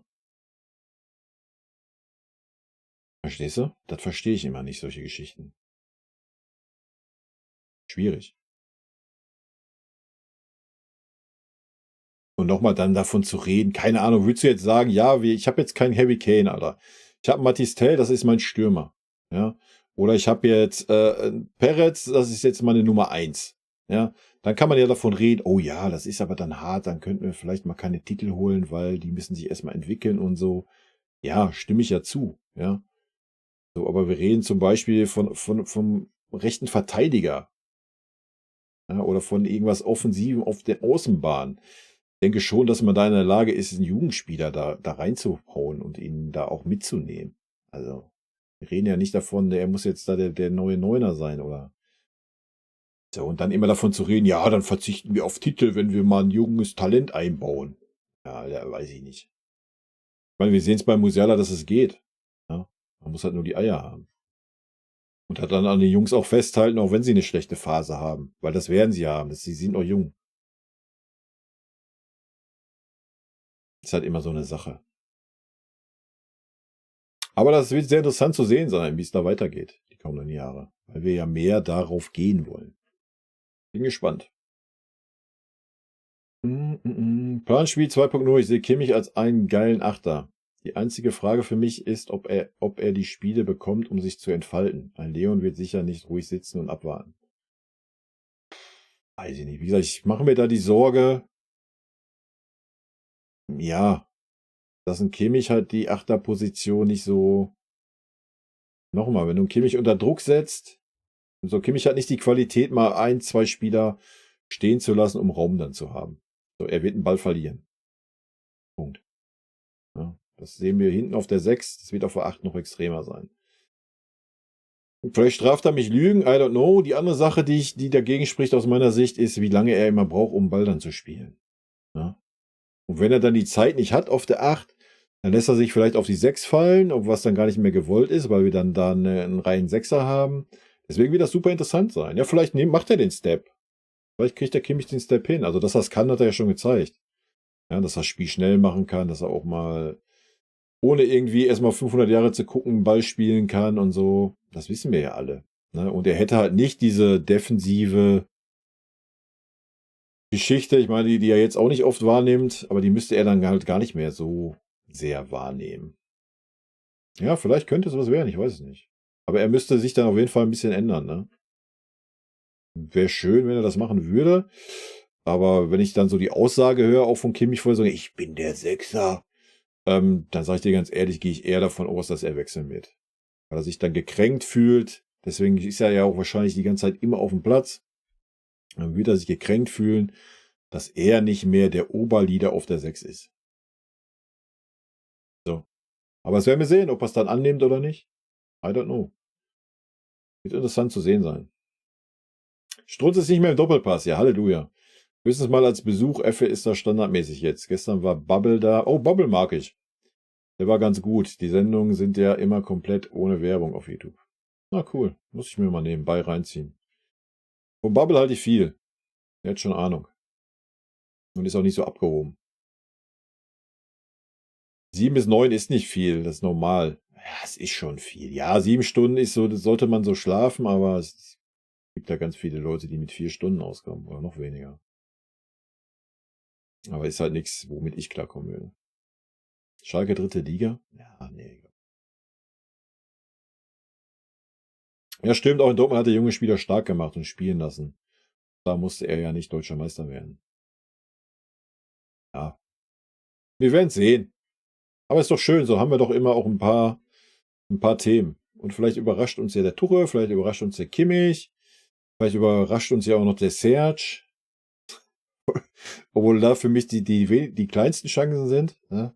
Bin ich ganz ehrlich, aber wer weiß. Ich meine, Sané hat er ja anscheinend auch hingekriegt, der Tuchel. Wo sich jeder andere Trainer bisher irgendwie so die Zähne ausgebissen hat. Wir wollen den Tag natürlich noch nicht vom Abend loben, so, ne? Die Hinrunde ist noch niemals um, die Rückrunde kommt erst noch, aber was wir bisher gesehen haben, ist ja schon gut im Großen und Ganzen. Wer sagt, dass wir 2025 im Finale sind? Naja, ist ja die Argumentation im Hinblick von Müller. Dass Müller halt verlängert, damit er das Finale da home nochmal spielen kann. Aber ja, wer garantiert das, ne? Keiner. Er hat aber auch gerade starke Konkurrenz mit Leverkusen. Wir dürfen uns ja kaum einen Punktverlust erlauben. Wären wir auf Platz 1 mit 6 Punkten Vorsprung, dann würde Tuchel bestimmt auch mal mehr was probieren mit den jungen Spielern. Ja, weiß ich nicht. Kann ich schlecht beurteilen. Kann sein, dass er das machen würde, ja. Schwierig. Ja, ja, wird mit Sicherheit ein Grund sein, der da mit reinspielt. Ja, denke ich auch. Ja, aber nochmal, wenn man vom jungen Spieler überzeugt ist und der etablierte und so super langjährige, erfolgreiche Spieler einfach nicht die Leistung bringt, dann ist das für mich auch kein Argument. Ja. Bestes Beispiel kannst du immer nur Louis van Gaal bringen. Ja. Ist Tell aber echt ein Mittelstürmer? Ja, ist er. Also er ist vom Körper her eher ein Außenspieler. Er ist schnell, trickreich, ist jetzt auch nicht so krass Kopfballspiel, täusche ich mich da. Ja, was ist denn ein Mbappé vom Körper her? Oder was ist ein Lionel Messi vom Körper her? Okay, Lionel Messi ist jetzt kein Neuner, sondern eher ein Zehner, aber nee, der ist schon ein Mittelstürmer. Ja, natürlich ist er jung und du kannst ihn mit Sicherheit als Außenstürmer weiter integrieren und kann sich daran gewöhnen, gar keine Frage. Ja. Aber vom Grundgedanken her ist er eigentlich schon Mittelstürmer.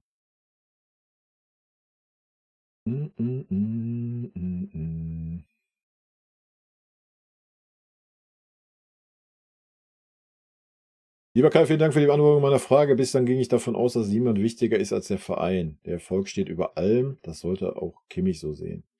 Ja, gut, aber das Thema Kimmich ist ja ein ganz wildes. Aber ich bin da ja auch zu positiv zum Kimmich.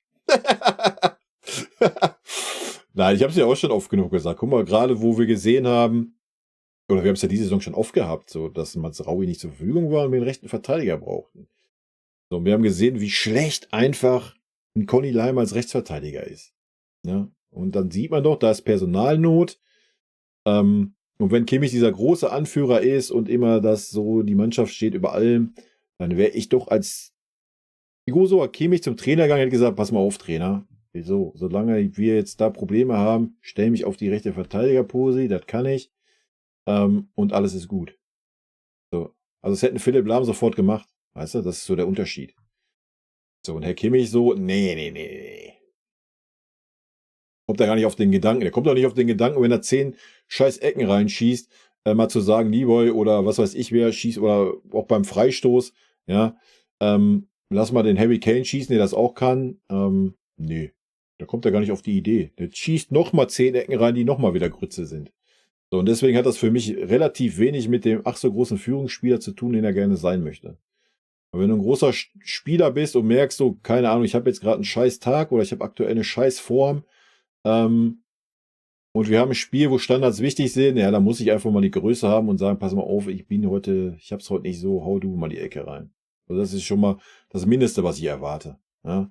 Und wenn man dann ein richtig geiler Spieler ist und dann sieht, dass die Mannschaft auf der Position Probleme hat, die ich super ausfüllen könnte, ja, da muss man auch mal von sich aus vielleicht mal zum Trainer gehen und sagen, pass mal auf, Trainer, wie wär's denn, wenn ich da jetzt mal aushelfe? Ja. So. Aber nein, dann sieht er seine Position gefährdet, wenn er mal einmal nicht auf eine 6 aufläuft oder was, ich weiß es nicht. Ich kann es mir nicht erklären.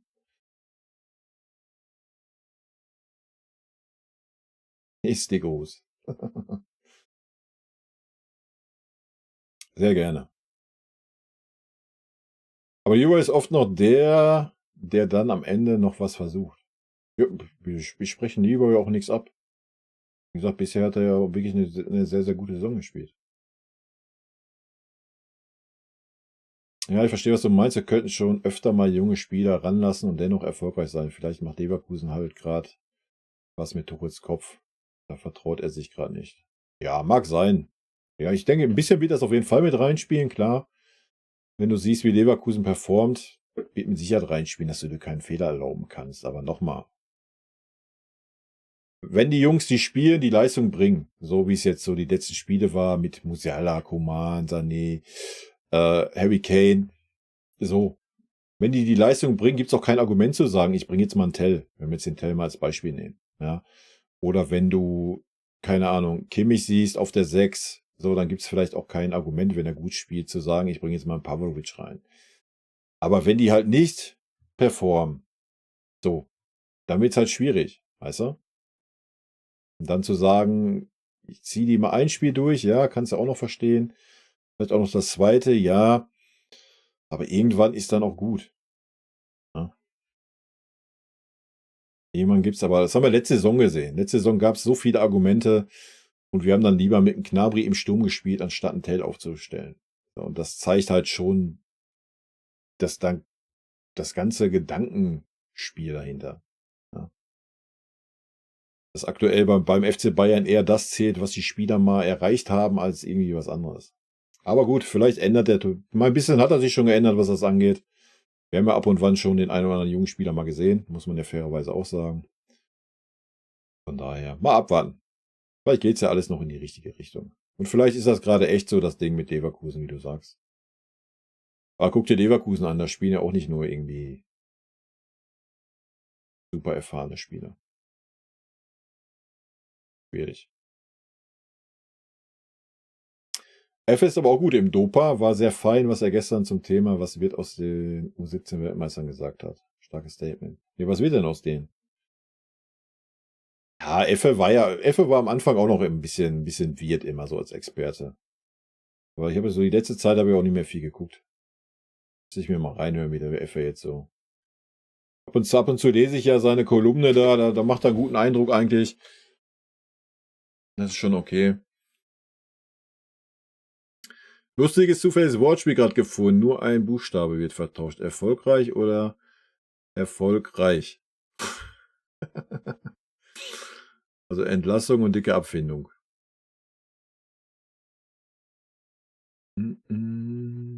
Was spricht eigentlich dagegen, innerhalb der Mannschaft ein gesundes Konkurrenzsystem à la Pep zu etablieren, nach Leistung statt nach Namen aufzustellen? Ja. Ich weiß nicht, was dagegen spricht.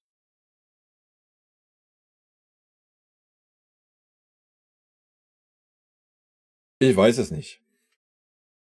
Ich denke halt einfach, der Tuchel hat sich da ein bisschen verrannt letzte Saison halt. Wo er gekommen ist. Das ist ja das, was ich von ihm erwartet hatte letzte Saison, dass wenn er kommt, weil ich den Tuchel immer so in Erinnerung hatte, dass es bei ihm das Namen nicht wirklich eine Rolle spielen. So, dann dachte ich, der Tuchel kommt, geil, super gefreut, super gehypt. Und dann lässt er die gleichen 11 Ballerbieren spielen und die gleichen Spieler, die gleichen 5, 6 Spieler bringen null Leistung und spielen trotzdem jedes Spiel. Ein Gravenberch hat keine Minute gespielt, ein Tell hat keine Minute gespielt. Und keiner hat's verstanden, wieso. Ja, und das habe ich bis heute nicht verstanden. Ich meine, diese Saison ist es einen Tacken besser. Ja, aber ich denke, da hat er sich schon ein bisschen irgendwie, weiß ich nicht. Deswegen war es umso erstaunlicher, dass dann so ein Tell gesagt hat, ja, drauf geschissen, ich bleib hier, ich gebe alles. Also, dass ein Gravenberch gegangen ist und guckt euch die Entwicklung vom Gravenberch an unter Klopp. Aber das war auch klar, dass das passiert. Dass er sich entwickelt, der Junge. Der braucht halt einfach mal Zuspruch und Spielzeit. So, das ist eigentlich ganz einfach. Ne? Keine Ahnung, ich verstehe es halt auch nicht. Aber wie gesagt, bei uns ist es auch in der Mannschaft einiges im Argen, glaube ich. Und wenn man das dann sieht, dafür läuft es dann echt ganz gut die Saison bisher. Ne? Also Tuchel hat schon ein bisschen da was gedreht. Ein paar Rädchen. Sieht man auch daran, dass Müller draußen ist. So, da kann man jetzt von halten, was man mag. Schwierig.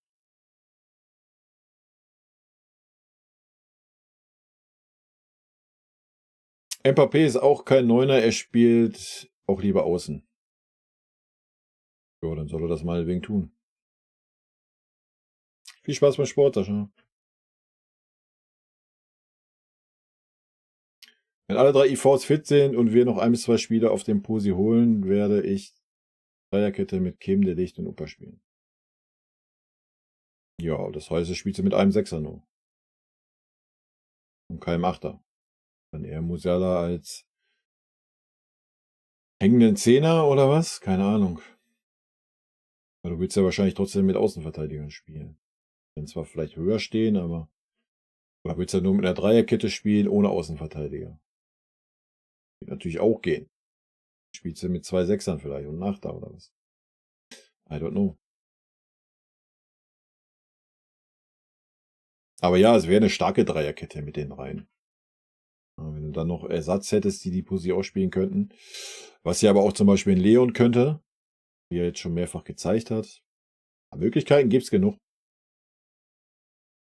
Aber ich glaube nicht, dass das diese Saison irgendwie passiert. Also, ich denke, diese Saison wird Tuchel das Knaller durchziehen mit 'ner eingespielten Mannschaft, was man auch verstehen kann irgendwo. Mit 'm Neuer jetzt dahinter, was 'n bisschen mehr Sicherheit gibt. Ich denke, das ist so Tuchel sein Ding dieses Jahr. Ob das dann erfolgreich sein wird, ja, das werden wir sehen. Das werden wir sehen, ey. Ein Problem von uns offensiv ist aber schon, finde ich, dass außer Kane alle relativ schwach vom Tor sind. Chancenverwertung. Sané, Coman sind viel zu schwach vom Tor. Leider auch Musiala zuletzt. Ja, aber das ist ja nichts Neues. Das haben wir ja immer. Und zwischendurch ist 'n Coman ja auch mal eiskalt und Sané auch. Ja, aber ja klar, das sind halt keine Neuner, Alter. Sind halt Außenstürmer. Auch 'n Ribéry war nicht immer oder selten eigentlich auch eiskalt vorm Tor. Hat auch mehr der Vorbereiter. Ajen würde ich da jetzt mal rausnehmen. Ajen war schon so 'n eiskalter Drecksack. Ja, normal. Wenn man junge Leute bringt und etwas geht schief, ist es was anderes, als wenn es mit den Etablierten schief geht. Da hast du als Trainer gleich einen anderen Wind um die Ohren. Ja, na klar. Na, ich glaube schon, dass 'n ach so, Tuchel. Tuchel wusste nicht, dass es in Bayern Unberührbares gibt.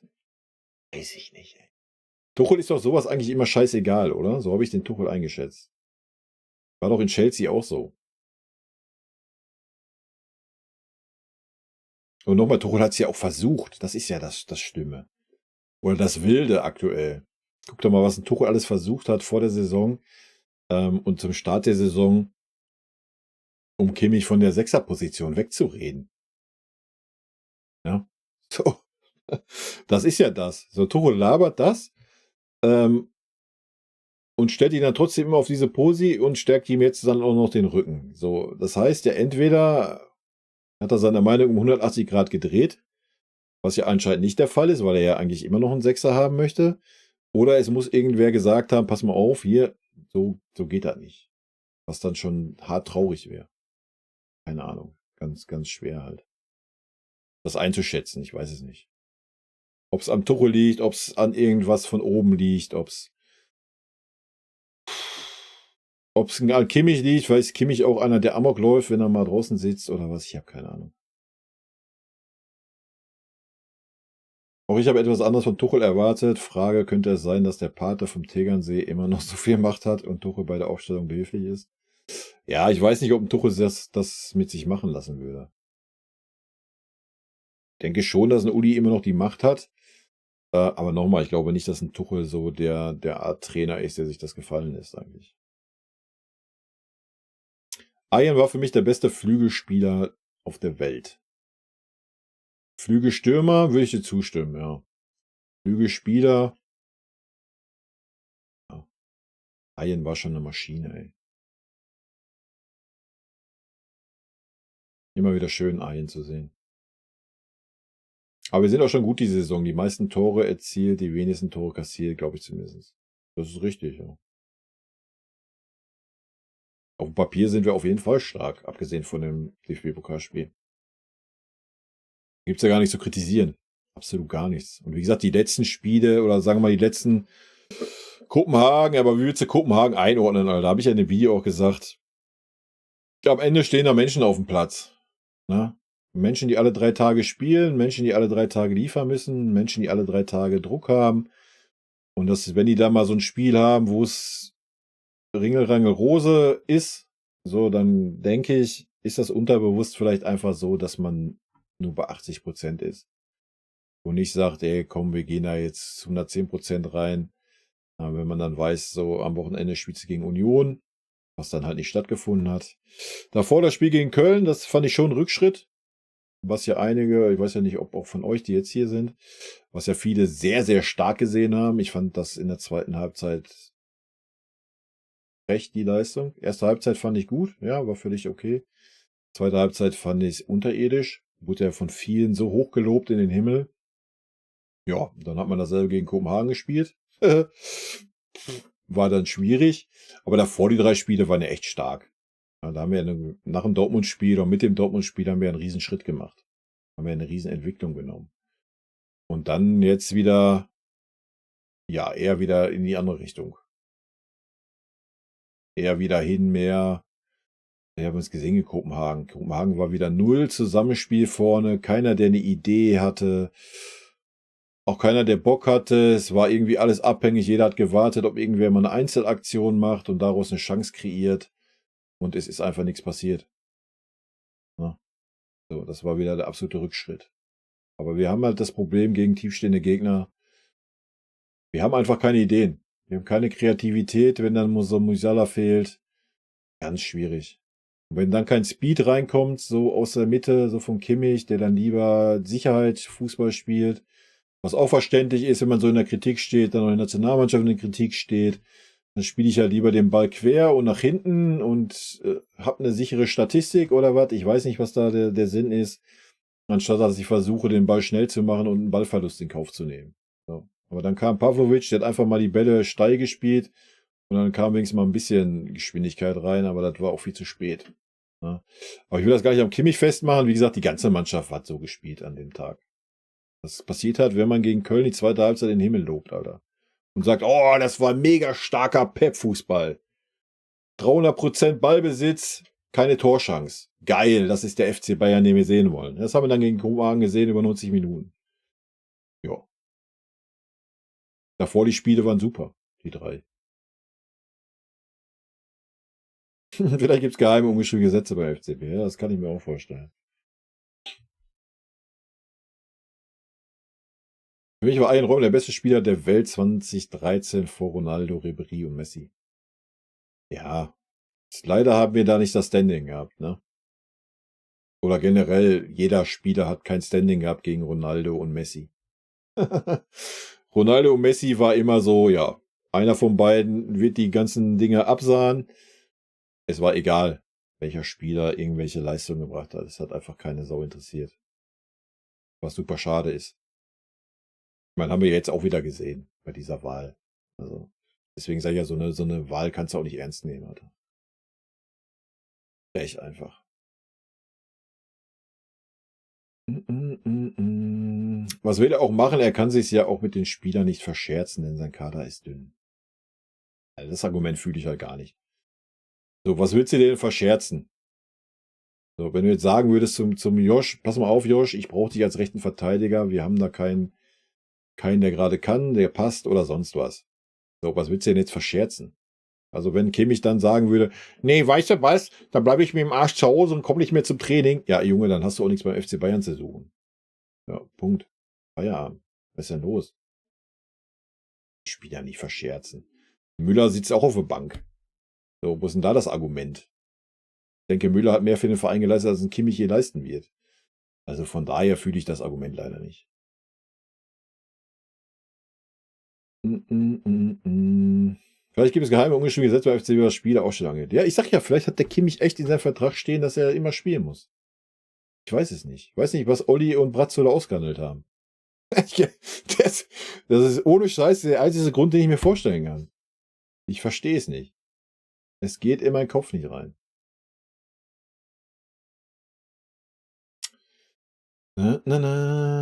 Aber ja, wenn er Kimmich zum Beispiel aussortiert, dann brennt der Baum. Ebenso, wenn er klar sagen würde, Müller spielt bei ihm quasi keine Rolle mehr. Aber das sagt er doch. So, wenn du einen Choupo-Moting in Köln aufstellst anstatt einen Müller, sagst du das. Da kannst du dich in der PK hinsetzen und erzählen, was du willst. So, ein klareres Statement gibt es nicht. Fertig aus.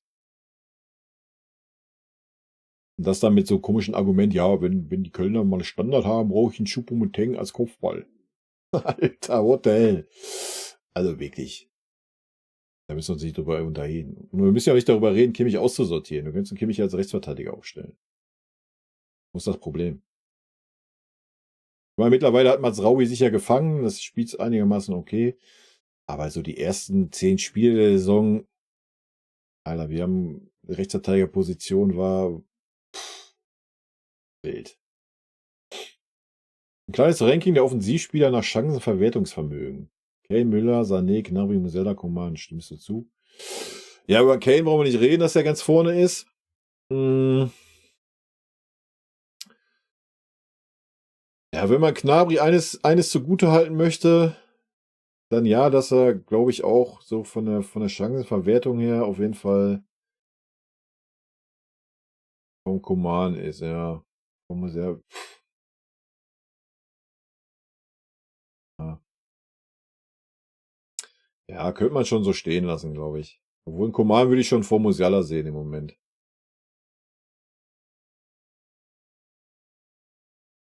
Das Einzige, was 'n Gnabry da auch letzte Saison die Fahne hochgehalten hat, war, dass er die Buden gemacht hat, auch wenn er sonst grottenschlecht war.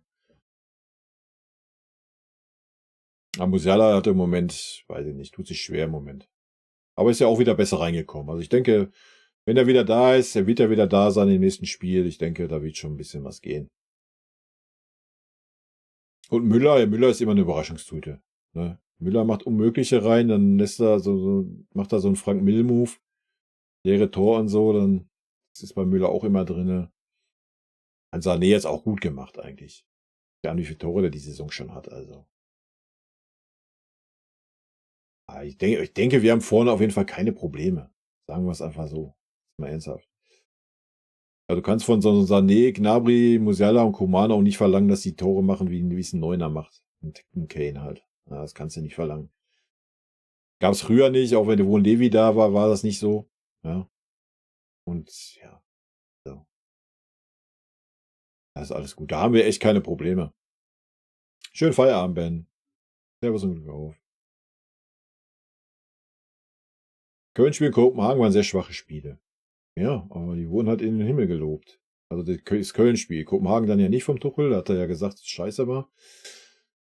Ja, aber das passiert halt, wenn du Köln-Spieler so in den Himmel lobst, so eine zweite Halbzeit.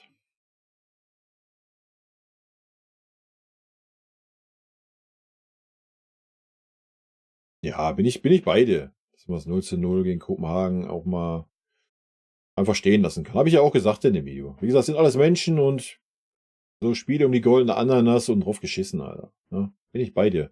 Deswegen wäre es ja so interessant gewesen, wie sie gegen Union aufgetreten wären. Wäre da wieder alles so wie die Spiele vorher, wäre alles gut für mich, gar keine Frage. Sehe ich genauso. Besser in so einem Spiel dann mal ein bisschen die PS rausnehmen wie später, ne?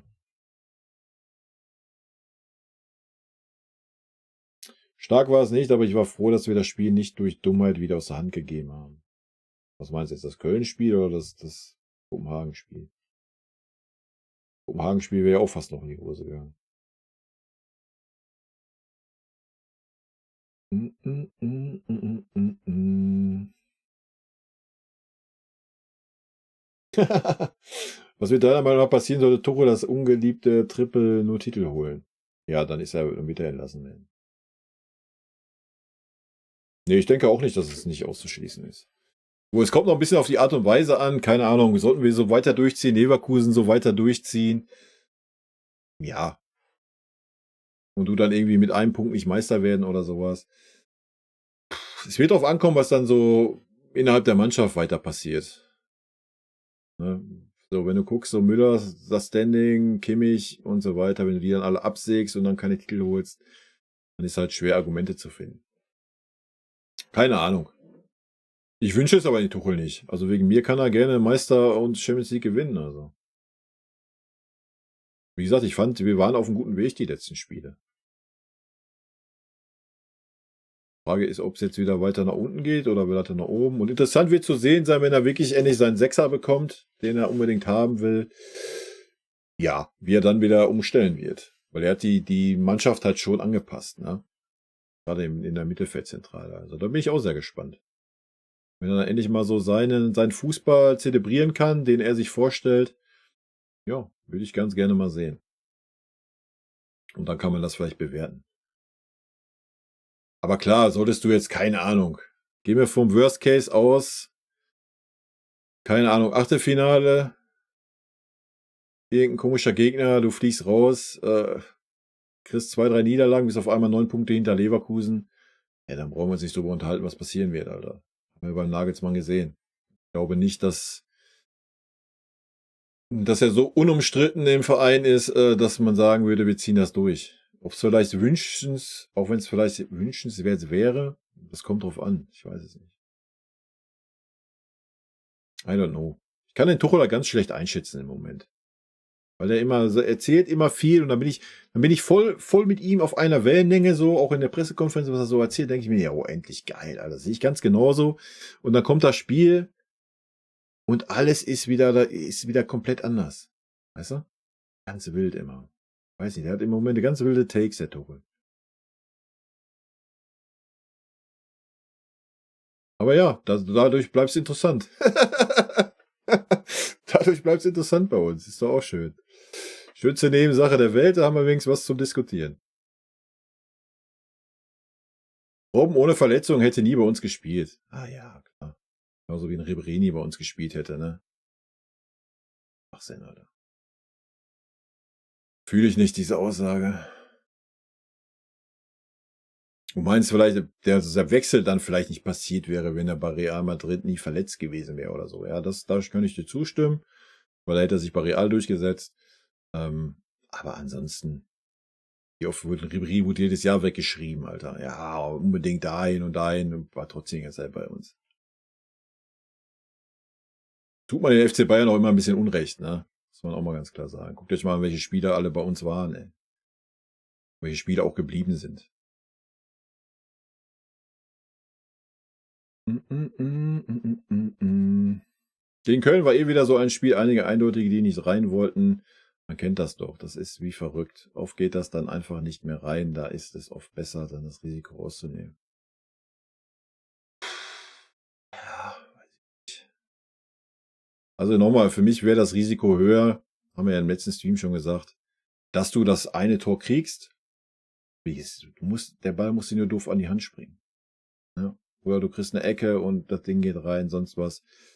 Das ist für mich das Risiko höher, dass das passiert, als wenn du auf das 2:0 spielst. Mach das 2:0, dann gehe ich mit dir voll d'accord. Dann kannst du gerne den Ball zwischen beiden Innenverteidigern 40 Minuten hin und her passen. Ist mir scheißegal. Dann ist das so. Ja, aber dann hast du nicht diese Gefahr, dass ein Lucky Punch reicht. Es wäre nur eine Ecke gewesen. Ein Eigentor. Ein dummer, abgefälschtes Ding von was weiß ich was. So, und das Ding wäre 1:1 ausgegangen.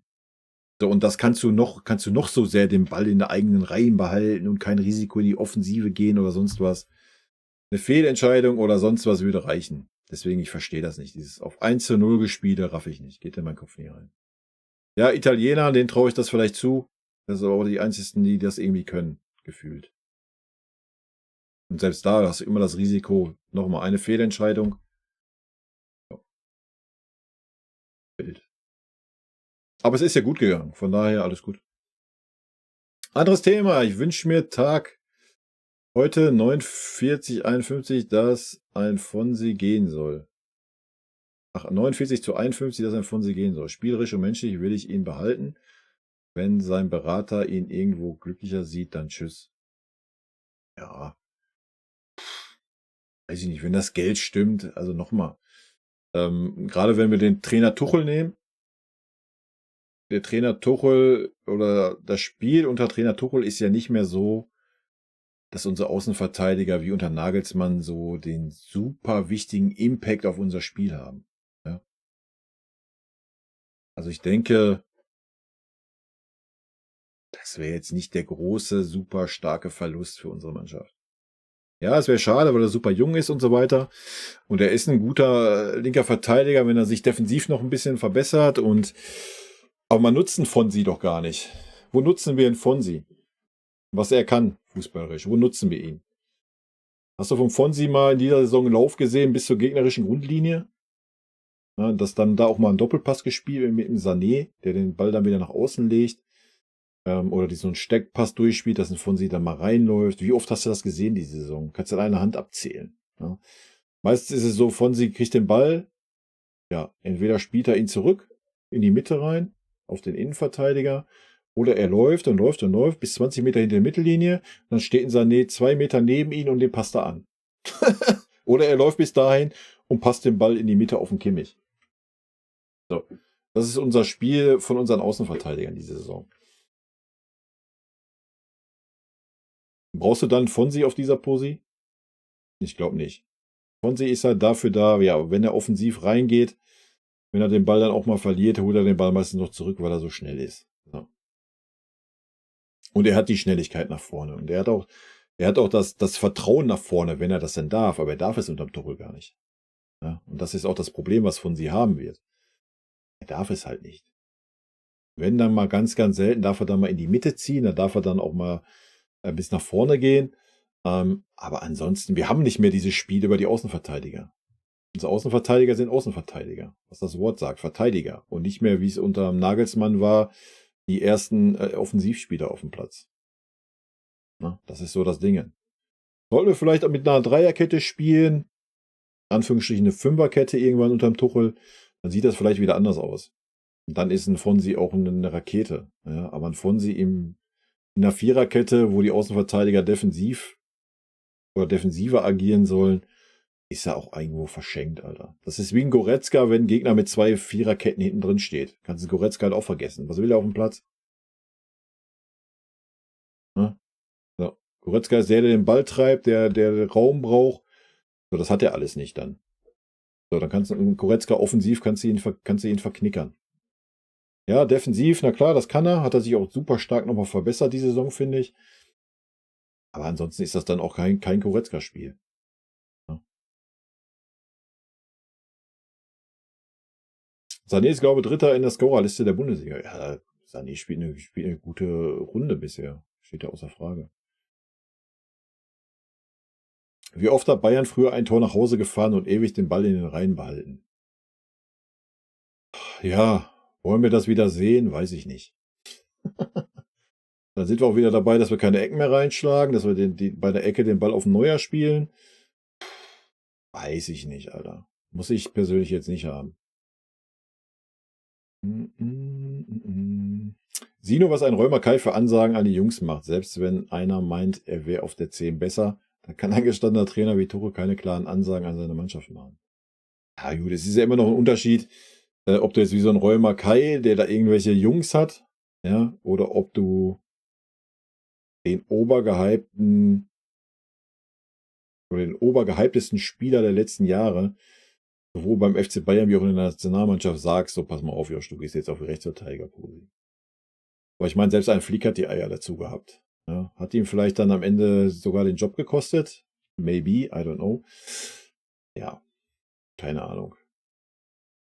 Aber das kannst du natürlich nicht vergleichen, ja, mit dem Römer Kai, der irgendwelche Jungs, die 17, 16, 18 sind oder was weiß ich was. Das ist natürlich was ganz anderes.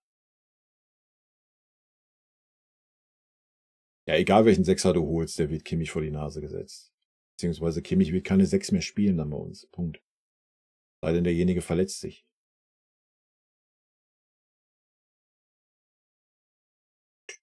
Ja, Gnabry ist mir echt ein Rätsel. Man kann sich so tierisch über ihn aufregen, weil er eigentlich so Potenzial hat, aber seine Leistung ist eine einzige Katastrophe und macht einen so wütend leider verkaufen.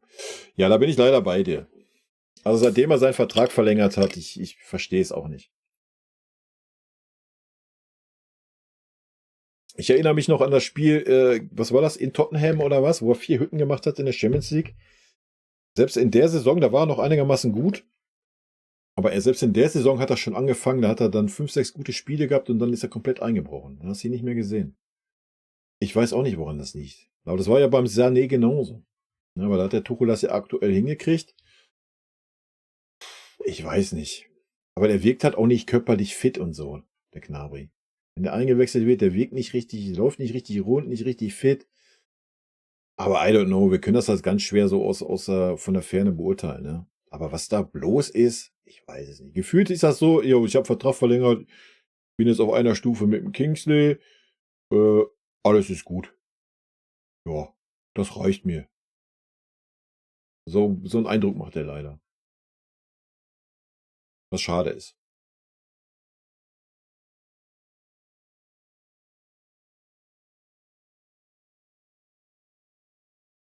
Kimmich hinten rechts oder als Achter mit starker Holding Six hinter ihm, das finde ich gut. Als Sechser mag ich den Joshua echt nicht mehr, sorry. Ja, er ist ja als Sechser ist es schon schwierig mit dem Kimmich. Deswegen spielen wir auch meistens dann mit Doppelsechs mittlerweile, anstatt 'n Kimmich als alleinigen Sechser. Da macht Goretzka echt viel weg, gerade defensiv. Obwohl er eigentlich vorm Kimmich spielt, ist er dann doch immer noch schon wieder hinterm Kimmich und arbeitet da ganz gut weg. Ja, ist schwierig mit 'm Kimmich als einzelner Sechser geht halt einfach nicht. Das hat auch 'n Tuchel gerafft mittlerweile. Oder beziehungsweise vielleicht hat Tuchel das auch echt durchgezogen, um den Verantwortlichen zu zeigen: „Guckt euch das an, Leute. Das hat so keinen Sinn, ich brauche 'n Sechser." So. Dann wurde ja irgendwann die Debatte beendet, öffentlich, und dann hat 'n Tuchel die auch umgestellt. Dann haben wir wieder eher mit 2 Sechsern agiert, als wie mit 6 und 8. Ja, vielleicht ist das so 'n Dingen. Keine Ahnung. 6er, 8er Posi-Besetzung bei uns immer noch grausig. Ja, ist es auch. Deswegen haben wir auch keine Ideen gegen tiefstehende Gegner, ne? Da muss halt schon der Achter muss das Spiel dann schon echt irgendwie schnell machen und wir haben keine Ideen dann. Ganz schwierig. Spiel gegen Union war gar nix, ne? Ne? Ja, Tuchel ist ähnlich weird und cringe zeitweise wie Pep Guardiola auch. Aber ich feiere das. Er macht erst alle verrückt mit Belastung und dann, ach nö, Belastung ist doch nicht so krass. Ja, weiß ich nicht. Ich meine, ich feiere das ja auch, wenn man ein bisschen Banane im Kopf ist. Ich bin ja auch ein bisschen Banane im Kopf. Von daher bin ich ja auch manchmal mit dem Tuchel so. Nur, wenn ich mich hier hinsetze oder wenn ich irgendwas erzähle, was meine Meinung ist und dann das genaue Gegenteil mache von dem, was ich erzählt habe, dann ist mir das teilweise zu weird. Und wenn ich dann irgendwie so 10 Wochen die ganze Zeit auf der Belastung rumhacke und mich dann noch hinsetze und anfange: „Ja, aber wir fliegen ja viel, wir sind viel in Hotels und das ist ja alles so 'ne Belastung." Und dann setze ich mich 3 Tage später hin und sage: „Ja, ne, also bei uns ist die Belastung völlig okay. Wir werden jetzt die letzten Spiele mit ein und derselben Elf durchspielen, das ist gar kein Problem." Ganz ehrlich, dann platzt mir die Birne, Alter. Das ist dann schon mehr wie weird und cringe, Alter. Warum fragt keiner den Tuchel auf der PK, wo Kimmich spielt, wenn der Sechser kommt? Wäre interessant. Ja. Das wäre interessant, was er dann antwortet, ja. Das ist schon wild. Palhinha habe ich mir angesehen. Er ist groß, gute Kopfbälle, super lange Pässe nach vorne, gute Fernschüsse aufs Tor, gute Grätschen. Leicht kommt man an ihm nicht vorbei. Ja, bin gespannt, ob er kommen wird. Davies unter Flick war besser als unter Tuchel und Nagelsmann. Boah, ich fand Davies unter Nagelsmann gar nicht schlecht. Unter Tuchel habe ich ja gerade gesagt, meine Meinung. Er, der kann seine Stärken halt kaum ausspielen. Weil er einfach gar nicht mehr diesen Offensivdrang haben soll, großartig. Mm, mm, mm. Davis und Doppelpass. Wie soll das mit dem Doppelpass gehen, wenn er zu 90% schon seinen Pass vergeigt? Ja, das ist das ja. Aber warum vergeigt er seinen Pass denn? Weil ich habe so manchmal beim Fonsi das Gefühl, er weiß gar nicht so, was er jetzt machen soll. So, wie gesagt, er läuft so 20 Meter gegnerische Hälfte und dann so, ja scheiße, jetzt bin ich hier, weiter darf ich nicht. Was mache ich jetzt? Ja, so kommt das manchmal rüber bei ihm. Ganz, ganz komisch. Ich glaube einfach, er ist noch nicht warm geworden mit dem System. Aber ja, die Leistung ist im Moment, wir haben es gesehen, in den ersten, was hat er gemacht? 4 Ballkontakte, waren 3 Fehlpässe in der Anfangsphase. Kannst du halt auch nicht bringen, ne? Der Position. Müssen das jetzt nicht irgendwie Ausreden für 'n Fonsi suchen oder so. Was er bisher die Saison gezeigt hat, war schwach. Also, wenn du die ganzen Spiele bisher nimmst, will ich ihn bei 'ner 4 sehen, Alter. Mehr aber auch nicht. Nur man muss halt mal 'n bisschen dahinter gucken, woran das vielleicht liegen könnte auch. Kosa Kimmich ist und bleibt ominös. Ja. Ich werde dich künftig nicht mehr mit diesem Thema belästigen, wenn du dir keinen Reim drauf machen kannst. Ja, dann. Wir werden das Thema immer noch haben. Wie gesagt, ich bin sehr gespannt, wenn wirklich ein Sechser kommt in der Winterpause, was dann passiert. Da bin ich echt. Jimba, erstmal danke für dein Primey, ey. Sehe ich jetzt erst vor einer Stunde. Ist ja wild. Frech. Nee, das wird echt interessant sein. Aber ich will das gar nicht am Kimmich festmachen. Ich halte einen Kimmich für einen guten Fußballer, Alter. Nur er kann es, oder die letzten 2 Jahre, Alter, er kriegt es einfach nicht mehr auf die Kette. Seitdem er Corona hatte, so ungefähr diesen Stadium, ist ein Kimmich durch irgendwie. Ich weiß nicht warum. Er hat immer mal so einen Peak nach oben, wo er dann ein gutes Spiel macht. Aber ansonsten im Großen und Ganzen ist das zu wenig einfach. Ja, als der große Führungsspieler und der Anspruch, diese Mannschaft zu führen und auf der Position, die super wichtig ist im modernen Fußball, ist das einfach zu wenig für eine Spitzenmannschaft, was ein Kimmich aktuell zeigt. So, sowohl in der Nationalmannschaft wie bei uns. Ja, leider.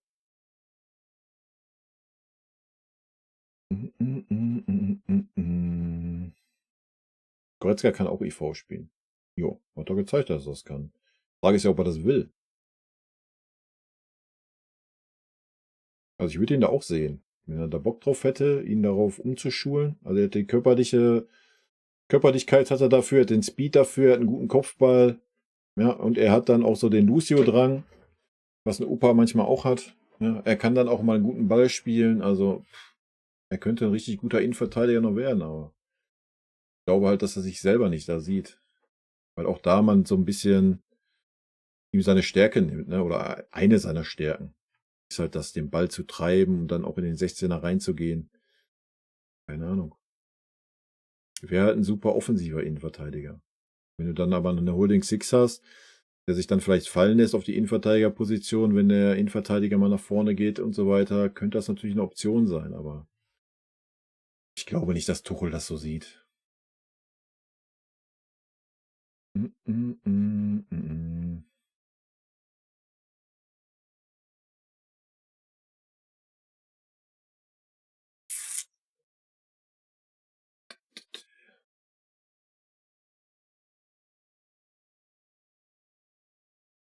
Ja, ich bin gespannt, was Thema Paulinho angeht.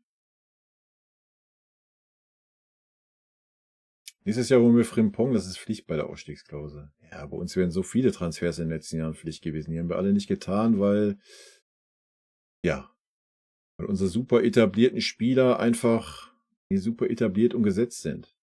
Ja. Ich meine, allein, dass man sich nie um Nkunku bemüht hat, weil da ein Gnabry rumläuft und ein Sané, die aber nie Leistung gezeigt haben. Weißt du? Bild.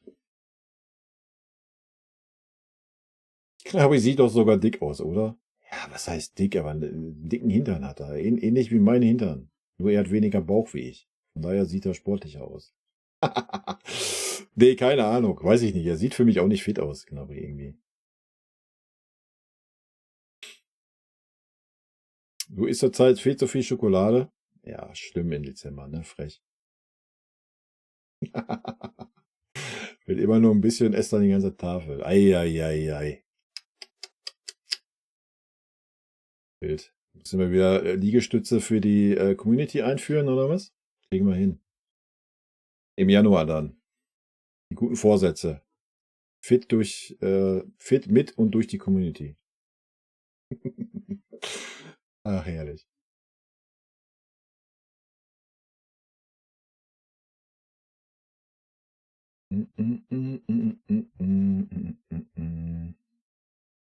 Ja, kann man sich ja auch antun, das Spiel, oder?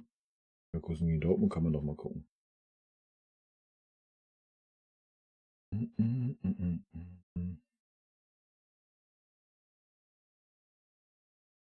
Kimmich hat Long-Covid. Ja.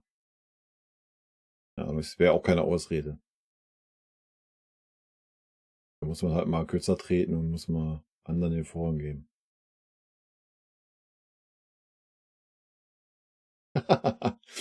Ja, das würde Pep ja nicht machen, wie er gesagt hat. Wenn Manchester City doch sanktioniert wird und Pep hinwirft, würdest du dann für eine zweite Amtszeit von Pep plädieren? Das ist die Frage, das wäre die Frage, wie dann der Kader aussieht. Ne, das ist ja auch so ein bisschen das Problem, was ich ja auch sehe, so mit Tuchel, weil er dann viele schreiben, ja, Tuchel ist am Ende der Saison weg.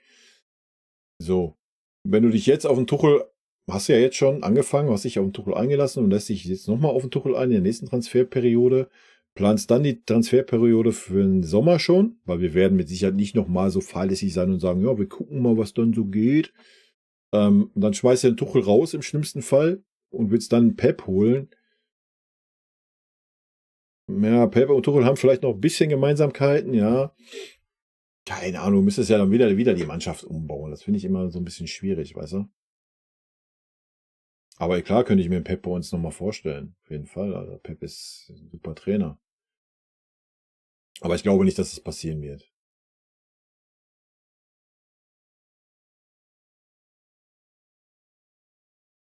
Tuchel will schon mit offensiven Außenverteidiger spielen, ihm fehlt dafür die Stabilität in der Mitte. Ja, das werden wir dann sehen, wenn er die Stabilität hat. Ich denke, dann wird auch 'n Fonsi wieder mehr zum Tragen kommen. Kann mir schon gut vorstellen.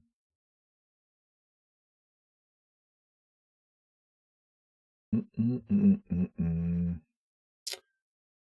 Aber die Tuchel-PKs kann man sich schon anschauen, da er ein kluger Mensch ist. Bei allem Respekt, aber die PK nach Darmstadt, vs. Köln war von beiden Trainern nur ein Phrasenschwein, bla bla bla, obwohl ich sowohl beide Clubs und auch beide Trainer mag.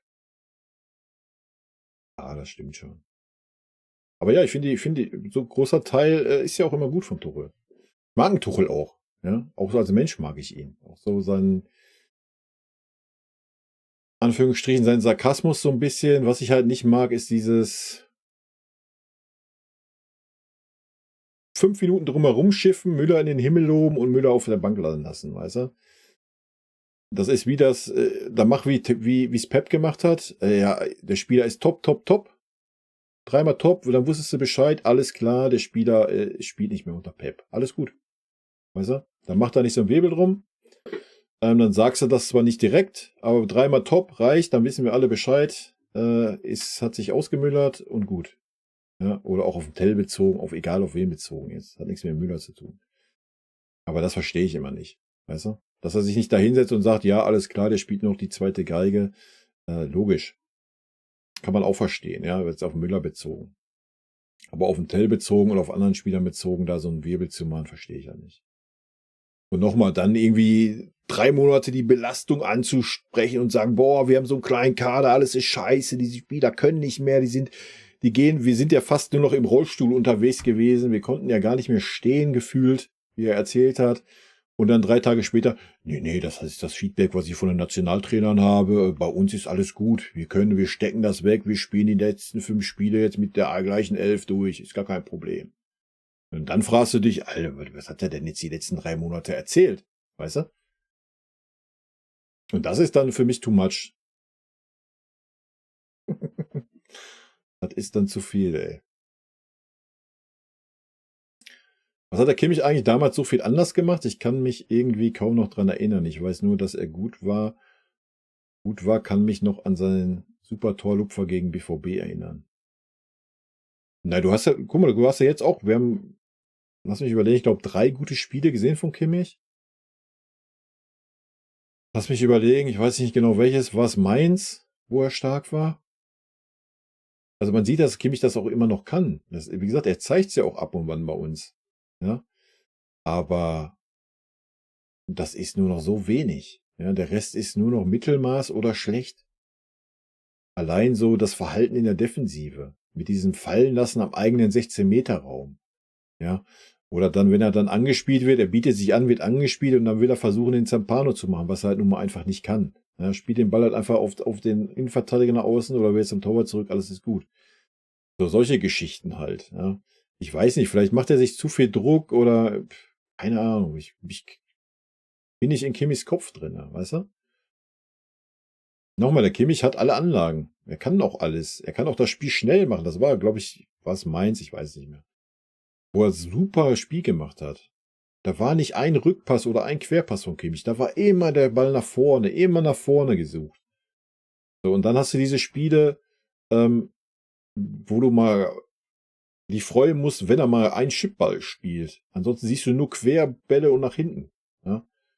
Und es fehlt so, dass 'n Kimmich perfekte Beispiel dafür 'n Alonso, ja? Das ist, was 'n Kimmich gar nicht hat. 'N Kimmich kann nicht das Spiel lenken. Also er kann nicht sagen, ich mache das Spiel jetzt mal schnell. Oh, ich sehe, unsere Mannschaft hängt gerade so ein bisschen. Ich mache das Spiel jetzt schnell. Oder er kann auch nicht mal sagen, wenn super Hektik im Spiel ist. Oh ja, ich trete jetzt mal auf den Ball. Ich nehme jetzt mal den Speed raus und so. Das kann Kimmich nicht. Das ist aber auch kein Vorwurf. Ja, das ist einfach nicht das, was er kann. Dafür hat er andere Qualitäten, aber die kriegt er halt gerade nicht auf den Platz. So.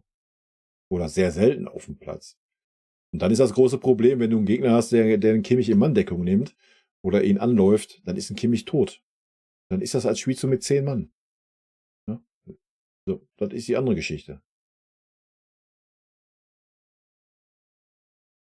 Was schade ist. Nochmal, wenn Kimmich die Leistung bringen würde, oder wenn er sich mal, was er in 2, 3 Spielen gemacht hat, sich mal auf die Sechserposition fokussieren würde, ich glaube, er könnte das. Ja, gut, defensiv wird er nie dieser große, was weiß ich was sein. Ja, wie ein richtig starker Sechser. So, aber der Rest könnte er, hat er ja gezeigt die Saison auch schon. Aber dann, das nächste Spiel ist dann wieder das genaue Gegenteil. Also ganz wild. Weiß ich nicht, warum das so ist. Und damals zu der Zeit war halt die Harmonie, wie jetzt auch in 1, 2 Spielen, mit dem Leon halt super gut. Ja. Leon hat da viel weggearbeitet, was Leon jetzt auch wieder getan hat, gerade defensiv, Kimmich super stark unterstützt. Das war halt auch so das Thema, ne? Dass ein Leon halt auch eine gute Form hatte und Kimmich hat eine gute Form. Ja, das haben wir jetzt leider diese Saison noch nicht so oft gesehen, dass mal beide gut in Form waren.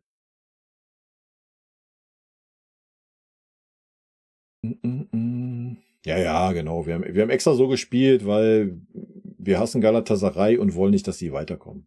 Haben wir uns gedacht, komm, wir spielen extra schlecht. Eigentlich sollte Neuer den Ball auch nicht halten. Eigentlich sollte der reingehen, damit Galatasaray safe ausgeschieden ist. War eigentlich der Plan der Bayern. Aber es hat leider nicht geklappt, weil die Türken in München das Stadion zerpfiffen haben. Deswegen haben wir gedacht, boah, die sind so unsympathisch. Das drücken wir denen jetzt rein. So, das war der Gedanke der Bayern. Deswegen haben wir so gespielt.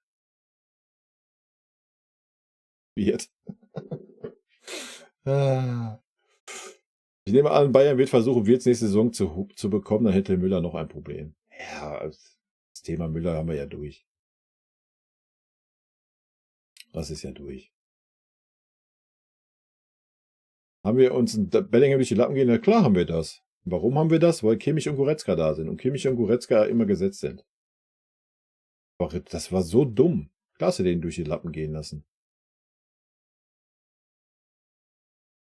Ja. Der Junge kommt zu Real und übernimmt quasi alles. Ich hätte gern Bellingham mit Musiala und einen Top-6er dahinter bei uns gern gesehen. Ja, du hättest auch mit Sicherheit gute Chancen gehabt mit dem Bellingham. Gerade mit der Combo mit Musiala und so. Du hättest richtig gute Chancen gehabt, ihn zu bekommen. Aber nein, guck mal, wen du vorher verpflichtet hast. Gravenberch, Sabitzer und Punkt. Und alle sind auf der Bank vergammelt. Warum sollte ein Bellingham dann sagen, ach ja klar, ich gehe zum FC Bayern. Die haben ja kein Problem damit. Wenn ich performe, spiele ich auch. Nee, tust du halt nicht. Weil Mitte 6 und 8 oder 8 und 8 oder 6 und 6 spielt immer Kimmich Goretzka. Ist egal, wer kommt. Da hast du ihn durch die Lappen gehen lassen. Das war einer der größten Fehler in den letzten Jahren, Alter. Lächerlich. Und das nur, weil da Spieler spielen, ach ja, die super, ja, wow, 6 Tubel während Corona unterm Pfleg, Alter. Seitdem unantastbar. So lächerlich. Wie gesagt, selber mit dem Nkunku, Alter. Was waren das, 50 Mille? Lächerlich für die Qualität. Ja, ist natürlich jetzt verletzt und so. Alles gut. Ja, aber die Qualität ist doch um Längen höher, wie es beim Gnabry war. Und um Längen konstanter, wie es beim Sané über die letzten 2 Jahre war. Hat man auch drauf geschissen. Weil, ach ja, wir haben ja hier unsere deutschen Nationalspieler. Verstehe ich alles nicht verstanden. Ich hoffe, das wird sich auch mal wieder ändern. Wie komisch auch, wenn Not am Mann ist. Ja, aber dann spielt er selbst der Schuppo. Schwierig, ne? Tore sagt mir, das ist eine lebende Legende. Er dachte, das gilt auch als Top. Nee. Da hätte er mal beim Pep ein bisschen aufpassen müssen. Er hat ja auch recht damit. Und ich verstehe das ja auch, dass ein Tuchel sich nicht da hinsetzen kann, jetzt auf Müller bezogen und sagen kann, ja, lieber Thomas, tut mir leid, du bist jetzt hier nur noch Ergänzungsspieler. Das verstehe ich ja auch alles. Und er hat ja auch recht mit dem, was er sagt, lebende Legende und so weiter. Aber wenn er das dann wirklich so sehen würde, ich meine, der Müller ist ja nicht doof. Ja, der Müller ist ja wahrscheinlich einer der klügsten Fußballer, die bei uns da rumlaufen. So. Und der hört ja auch, was ein Tuchel sagt, und dann sieht er auch, ach du Scheiße, darf jetzt gegen Köln 90 Minuten oder 60 Minuten auf der Bank sitzen, mich 30 Minuten warm laufen und Choupo-Moting spielt durch, der eine Leistung bringt, die so stark ist, also wird dann eine Holzlatte stehen, Alter. So, dann wird der Müller sich ja auch fragen, was ist hier los? Ja, dass er dann in der Champions League spielen darf, ja, das war klar, sonst, keine Ahnung, wäre München implodiert. Weiß ich nicht. I don't know. Muss man dann irgendwie anders kommunizieren. Jetzt nicht nach außen hin, da müssen wir gar nicht drüber reden. Aber nach innen muss man es anders kommunizieren. Und dann kommt jetzt der Vorstand und macht, ja, Müller müssen auf jeden Fall verlängern, halten, Blasels. Und der Tuchel denkt sich so, eigentlich wäre das schön, wenn der Thomas nächstes Jahr weg wäre. Passt halt wieder so komisch, weißt du? Bild. Bayern schläft auch. Ich hätte Nkunku schon viel früher geholt. Ja, ich auch. Aber Bayern schläft nicht. Nein, die schlafen nicht. Die sind halt überzeugt von einem Gnabry, Coman und Sané. So, das ist deren Ding. So, ja, und dasselbe in der Mitte mit Goretzka und Kimmich. Das Goretzka und Kimmich reicht für die nächsten 10 Jahre. Wir brauchen keinen anderen im Auge halten. So. Aber wenn die Leute doch da sind und wenn die 10 Jahre im Verein sind, ist doch super. Ja, wenn die haben 6 Titel gewonnen, ist doch alles gut und schön. Aber wenn doch dann ein Spieler ist, ich meine, ich verstehe das, wenn du mal 3 Monate keine Leistung bringst, ja, dann hältst du an so einem Spieler fest. Logisch, ja, das ist nun mal, was man erreicht hat in dem Verein. Lass es ein halbes Jahr sein. Lass es meinetwegen auch mal durch eine Verletzung und so weiter sagen, mal, du hast richtig ein solchen Jahr, du hast ein scheiß Jahr. Verstehe ich, dass du da nicht sofort sagst, bam, weg. Ja, weil mir ist da mehr Gefühl und so spielt ja eine Rolle. Verstehe ich. Aber allerspätestens, wenn du dann ins zweite Jahr gehst und siehst, es ist immer noch so grausam, so, da muss ich doch irgendwas machen, Alter. Ja. Und diese Zeitpunkte haben wir komplett verschlafen. Ich weiß nicht, ob es jetzt an Kahn und Brazzo lag. I don't know, ist natürlich einfach, denen jetzt die Schuld in die Schuhe zu schieben. Aber diese Momente haben wir komplett verschlafen. Ja. Ganz einfach. Und guckt euch an, was wir uns da teilweise durch die Lappen gehen lassen haben. Ja, die Spieler brauchst du jetzt nicht mehr dran denken. Bild.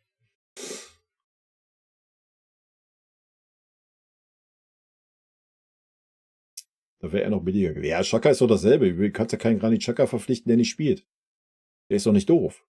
So, die Spieler sind doch nicht doof, Alter. Die kommen doch nicht zum FC Bayern. Warum sollen die zum FC Bayern kommen? Die bekommen doch gar nicht die faire Chance, sich gegen einen Kimmich und Goretzka durchzusetzen. Haben wir letzte Saison gesehen. Das ist doch das große Problem, was wir aktuell haben.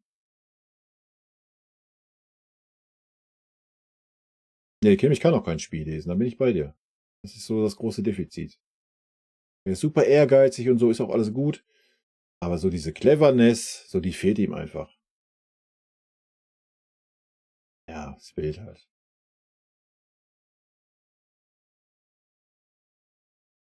Javi Martinez zurück. Ja, Javi, ja.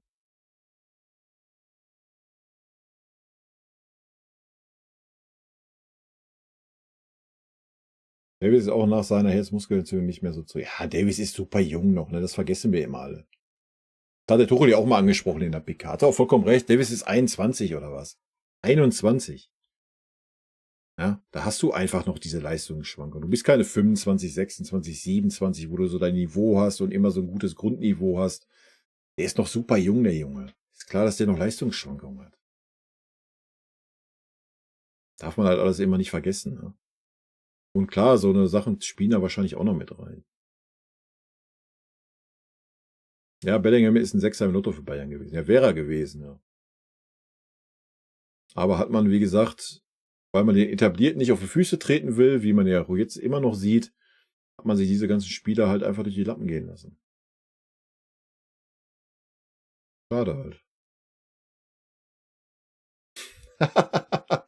Wie verarbeitest du eigentlich grottenschlechte Spiele oder Niederlagen? Schläfst du schlecht oder hast du gar Albträume? Merken deine Liebsten, dass du eventuell angefressen bist? Also früher war das ganz, ganz schlimm. Früher durftest du mich, keine Ahnung, durftest mich nicht, am besten gar nicht angucken. Das hat mich immer richtig runtergezogen. Mittlerweile ist das echt human. Also seitdem ich hier, das mache ich jetzt schon ein paar Jährchen, jetzt natürlich ein bisschen mehr Aufmerksamkeit wie früher, aber seitdem ich das so mache, um mich ein bisschen, weil ich ja immer versuche, nicht so nur die Fanbrille aufzuhaben, wenn ich so mein Talk zum Spiel mache. Also versuche ich ja nicht so jetzt nur rosa-rote Brille und red alles schön und hin und her. Und da versuche ich ja schon, das ein bisschen nüchterner zu sehen, auch wenn das nicht immer klappt, ja, gar keine Frage. Aber das hat mir schon sehr dabei geholfen, das alles ein bisschen entspannter zu sehen, auch wenn das nicht immer klappt, je nach Gegner, ja, logisch. Aber das hat schon sehr geholfen. Also ich schüttel das mittlerweile, ja. Es ist nicht mehr so, dass ich sage, ich bin jetzt 3 Tage schlecht gelaunt oder so. Ich lasse mir jetzt den ganzen Samstag vermiesen deswegen, ja. Gut, hätten wir jetzt gegen Dortmund 4:0 aufm Arsch gekriegt, wäre das wahrscheinlich auch noch so gewesen, ja. Aber früher wäre das bei jedem Spiel so gewesen. Jeder Punktverlust, sonst was, hätte mich mega, mega abgefuckt. So, weißt du? Aber es liegt wahrscheinlich auch am Alter einfach, ne? Wenn du so ein bisschen älter wirst, dann ist das vielleicht nicht mehr ganz so.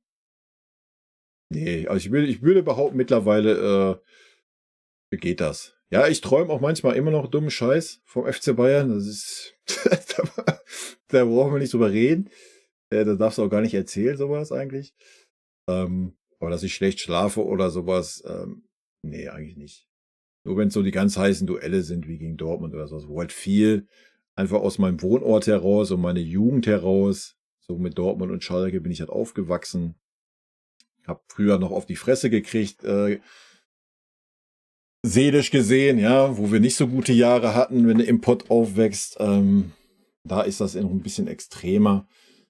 Aber keine Ahnung. So, hätten wir jetzt gegen Leverkusen 4:0 verloren und hätten eine schlechte Leistung gehabt und Leverkusen hätte verdient gewonnen, hätte ich das anerkannt, hätte mich klar ein paar Stündchen geärgert, aber dann wäre gut gewesen. Also das ist viel, viel besser geworden bei mir.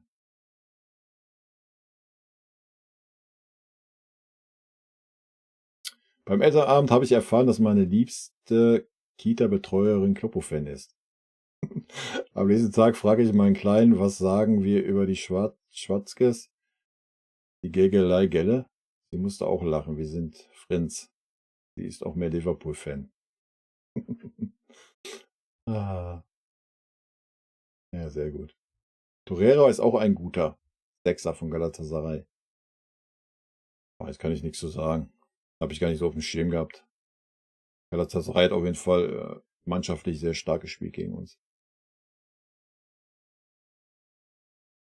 Die Kontra war, wir Bayern gewinnen auch nicht immer. Ja, noch sind die Dortmunder im Pokal, oder? Mal gucken, wie lange noch.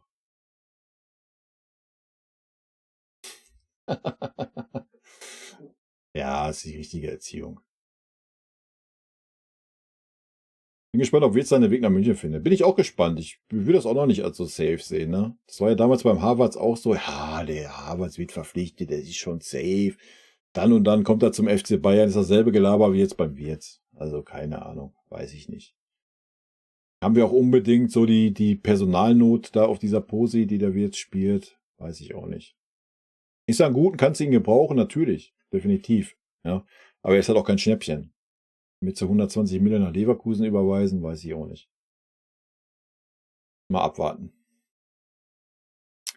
Nee, Müller ist nicht doof, aber einige Journalisten in den PKs sind es. Die machen jetzt kein großes Fass auf, nur ein kleines. Sagt Tuchel nichts mehr Müller, dann springt die Bildredaktion vor Freude an die Decke, weil die ihr Top-Thema für die nächsten Wochen safe haben.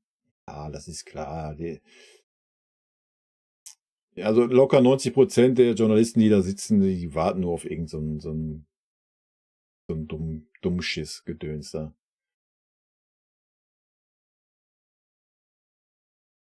Was ist mit Torhüter? Ja, Torhüter ist doch safe im Moment. Fällt ihn auf jeden Fall spannend, damit Musiala zusammen und einem Leroy oder wie aktuell richtig Bock zu zocken hat. Ja, na klar wäre das spannend, aber du müsstest halt irgendwie ein bisschen anders spielen, ne? Ich glaube nicht, dass du dann noch so mit den Außenstürmern spielen kannst, wie es aktuell, wo es diese Saison die ersten Spiele auch nicht getan haben. Die waren zwar auf dem Feld, aber außen sind die alle nach innen gezogen, also. Das ist ja, was ich sagte, das kommt auf den Trainer an. Was möchte er für ein System spielen? Passt das? Dann, na klar, go for it. Ne? Mastro, servus. Nübel zurückholen oder Kobel holen? Alter, geh mit dem Nübel weg. Ganz ehrlich. Nee, nee, nee. Lass mal den Nübel da, wo er ist, ey. Oder schick den woanders hin, nimm die 10 Mille mit und gut ist. Das ist für mich kein Bayern-Charakter. Sorry. Du brauchst im Tor halt einfach, wir haben immer starke Torhüter gehabt, auch vom Charakter her. Ja, da geh die ganze Historie zurückgehen. Wir haben immer starke Torhüter gehabt. Und auch Torhüter vom Charakter stark. Das ist Nübel nicht, Alter. Nübel ist ein Weichei, Alter. Nübel lässt sich im Vertrag schreiben, dass er Spiele kriegt, er flüchtet vor Konkurrenzkampf. Das ist kein Torwart, den du gebrauchen kannst. Nee, das ist nicht. Das passt nicht. Wie ein Kobel tickt, weiß ich nicht. Ein guter Torwart, ja. Aber wie er so tickt, I don't know. Also du brauchst in München einfach du brauchst einen Torwart. Titan halt einfach. Ich denke, Müller wird verlängern wollen und das gleiche Gehalt fordern. Ja, na klar. Die Verantwortlichen werden zustimmen und ihn als Pressesprecher bei Bedarf auch als Busfahrer einsetzen. Ja, wenn das ein Jahr so ist, sage ich ja, alles gut. Kannst du dann auch mal eingestehen. Das letzte Wort bei der Transferpolitik hat bis heute immer noch Uli Hoeneß. Ja, nicht auf dem Papier, aber ich stimme dir zu, ja. Hat ja der Aufsichtsrat und das ist so ein Gremium von 3, 4 Peoplen. Aber klar, wenn der Uli da sagt nein, dann sagen auch alle anderen nein. Glaube ich zumindest auch. Ja gut, nach dem Villarreal aus da war ich auch drohen. Da gebe ich dir recht. Also das hat mich auch nochmal richtig weggefickt. Das war auch so nötig wie... Nee, das stimmt. Das hat mich auch noch mitgenommen. Bin seit 24 Jahren Bayern-Fan und habe wirklich jedes Pflichtspiel gesehen, aber ich lasse von Niederlagen jetzt nicht so krass runterziehen. Einzige Ausnahme war Finale darum. Ja gut, das darfst du ja gar nicht erzählen. Wo für mich noch krasser, dass wir gegen Manchester United war. Also das war damals noch krasser. Finale der Home hatte sich abgezeichnet, leider. Das hatte sich dann leider abgezeichnet. Aber das gegen Manchester United, das hat dich richtig zerlegt. Es waren 3 Minuten, Alter, und alles war vorbei. Und du warst schon eigentlich der safe Sieger, also. Was sagst du der EM-Auslosung? Ja, Deutschland hat mehr Glück als Verstand gehabt. Da haben sie ja vielleicht noch eine kleine Chance, wenigstens die Vorrunde zu überstehen. Mit der Auslosung. Ah. Ja, das war ja wirklich lucky, oder? Also wenn du da dann auch nicht weiterkommst, ja, keine Ahnung. Das ist auch nicht verdient, Alter. Mich ärgert da bloß immer, dass ich mir den Käse antue und die Zeit. Ja, das habe ich auch. Das habe ich auch manchmal.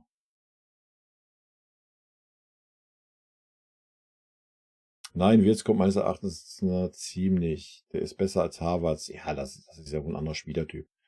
Er ist der Müller-Nachfolger, nur ist die Frage, wie wir den Preis drücken können. Ja, ich glaube, den wirst du gar nicht drücken können, ne? Ist ja immer Angebot und Nachfrage. Und wenn ein anderer Club dir die 100 Mille geben wird, dann muss schon wirklich der Spieler sagen, ich möchte nur dahin. Dann hast du vielleicht noch irgendwie eine Chance, da 10 Meter runter zu gehen, aber.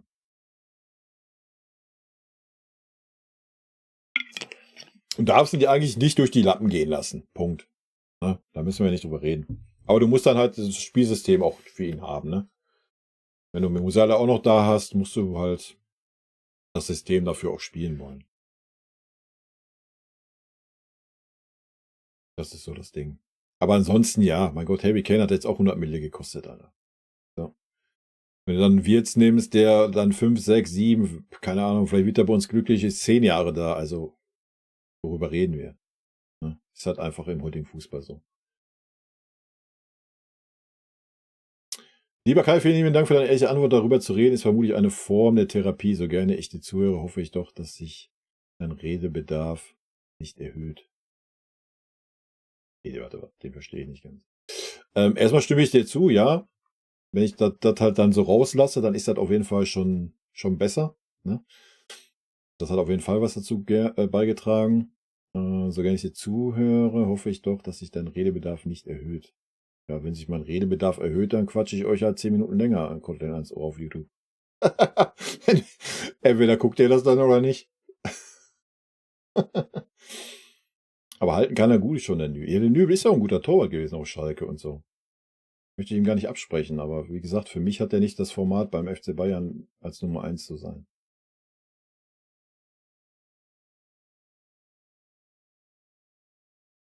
Wirtz findet immer Räume und seine Pässe kommen meist an. Ja, ich denke, wir müssen nicht über die Qualität reden, ja, die er hat. Und natürlich würde uns die Qualität gut zu Gesicht stehen. So. Den Rest wird man sehen. Also, ich bin sehr gespannt. Die Frage ist halt, ob wir ja 100 Millionen plus an Leverkusen geben wollen oder nicht. Aber ganz ehrlich, ob du die jetzt an Leverkusen gibst, die dann vielleicht für die Bundesliga wieder was Attraktives dazu holen außerhalb der Bundesliga, oder du gibst das Geld nach England oder so. Also von daher sollte das auch kein Hintergrund, kein Hindernisgrund sein.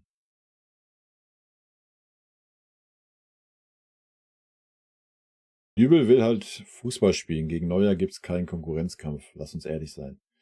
Ja, wo er gekommen ist, stimme ich dir zu. Jetzt, wo er gegangen ist, nein. Nein, sehe ich nicht so. Absolut nicht. Also wo wäre denn jetzt, guck mal, die Chance war doch nie höher, jetzt zum Start der Saison zu sagen, ich gebe 110%, ich werde der große Torwart hier beim FC Bayern, und dann wäre ein Neuer zurückgekommen, so wie jetzt auch. Aber der wäre doch nie die Situation gewesen, dass man gleich gesagt hätte, ach komm, der Ulle geht raus, ich stelle den Neuer rein. Hätte man doch nie gesagt, ach, der Nübel geht jetzt raus, das ist Weltklasse-Leistung, hat sich super entwickelt, ich stelle einen Neuer rein. Das wäre doch gar nicht passiert. Machen wir uns doch nichts vor. Das ist doch jetzt nur so gelaufen, weil Ulle im Tor stand. Weil Ulle und Neuer so sind und Ulle weiß, was Ulle seine Position im Verein ist. So, aber die Chance war doch nie größer, wenn Neuer nicht da ist, sich zu zeigen und zu zeigen, dass ich das Format habe für den FC Bayern, dass ich die Abwehr führen kann, dass ich die Abwehr koordinieren kann, dass ich einen Einfluss aufs Spiel habe. Hätte er all das gezeigt, wo wäre denn das Argument gewesen, jetzt zu sagen, oh, wir gehen jetzt das Risiko ein, jetzt wieder den Neuer reinzustellen? Also, und das meine ich halt. Das war einfach der leichte Weg zu sagen, ich verpiss mich wieder. So. Und das fühle ich da nicht. Das finde ich dann nicht, dass es vom Charakter her der Typ für den FC Bayern ist.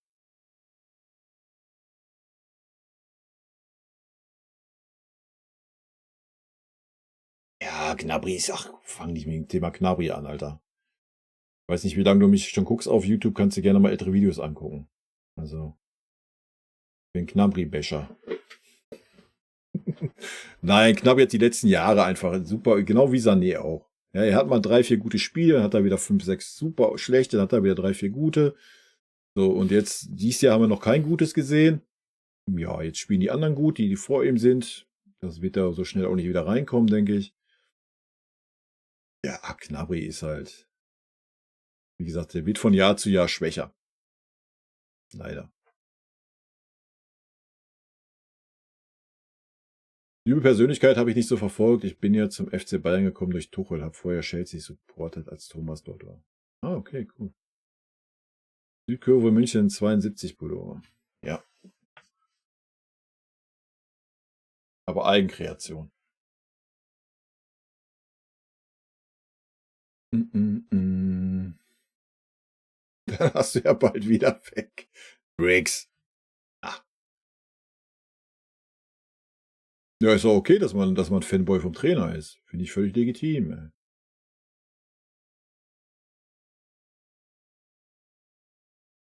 Mm -mm -mm -mm -mm. Ja, Chelsea war selbst schuld, Tuchel rauszuwerfen, ne? Völliger Schwachsinn. Vor allem welche Graupen die dann danach geholt haben als Trainer, Alter. Ganz ehrlich, ich würde Grimaldo holen. Es gibt so viele gute Spieler, Alter, die auch einfach noch heiß wären, so beim FC Bayern zu spielen und so, weißt du? Das ist ja auch so ein bisschen das Problem der Nationalmannschaft, wie ich finde. Dass da einfach die Spieler sind, für die das gar nichts mehr bedeutet. So. Denen ist das am Ende des Tages scheißegal, ob die 2:0 gegen Österreich verlieren, Alter. Oder 3:2 gegen die Türkei oder sowas. Das poppt die halt einfach nicht. Das ist so das große Problem. Und das Problem haben wir ein bisschen bei Bayern auch gehabt. Dass du da nicht mehr die Spieler hast, die sich zerreißen, weil es der FC Bayern ist, weißt du?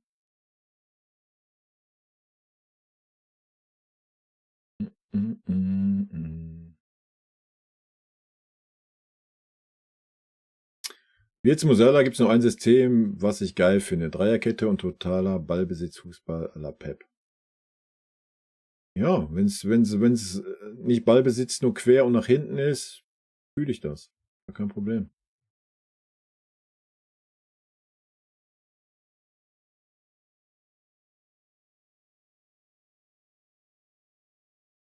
Nur noch FC-Sympathisant zu sein. Ihr seid doch jetzt ziemlich lange in der Bundesliga.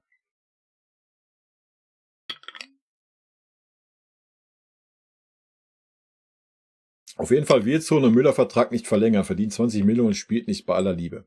Ja, das ist halt so ein bisschen das Problem, ne? Aber wir wissen ja auch noch nicht, zu welchen Konditionen da verlängert wird. Aber ja, am Ende des Tages, guck mal, du musst das auch mal so sehen. Guck dir Müller an, welche Institution er bei uns ist. Weiß ich nicht. Sollte es da jetzt irgendwie an 4, 5, 6 Millionen scheitern, ihm das gebührende Ende hört sich jetzt schwierig an, wenn er nicht mehr so viel spielt. Aber ihm das Ende bei dem Verein zu geben, für den er da ist, so, weißt du? Wenn man dann sieht, dass wir irgendwie Abfindungen für einen Trainer gezahlt haben von 20 Mille plus, wahrscheinlich noch irgendwie 5, 6, 7, 8 Mille Abfindung für einen Eberl zahlen werden und so weiter, ja, dann bin ich dabei. Dann gibt dem Müller den Abschied, den er so verdient, halt ihn im Verein, wenn er das unbedingt will, keine Ahnung. Aber ja, kann man natürlich so sehen, ist natürlich schon krass, wenn du dann einen Ersatzspieler hast, der 20 Mille verdient. Auf der anderen Seite ziehst du in Saar 4 Jahre durch, was auch 20 Mille sind, der in den 4 Jahren 180 Minuten gespielt hat. Also. Meister? Meister? Ist immer so eine Sache.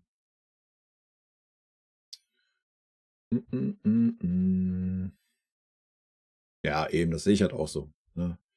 Wenn du Wirtz holst, wie gesagt, selbst wenn er nur 5, 6 Jahre da ist und danach nochmal ins Ausland gehen will, gehst du das Geld wieder reinholen, Alter. Punkt. Ja, wenn das so noch der Hintergedanke sein sollte. Wenn man da nicht so doof ist, wie es beim Alaba der Fall war, aber ansonsten, aber ich denke, daraus hat man gelernt. Entschuldigung für die Frage nochmal. Kannst du liebe Grüße an Lionel und das Harry Kane Hasty sagen? Wäre unendlich dankbar. Liebe Grüße an Lionel und das Harry Kane Hasty. Liebe Grüße. Gehen raus.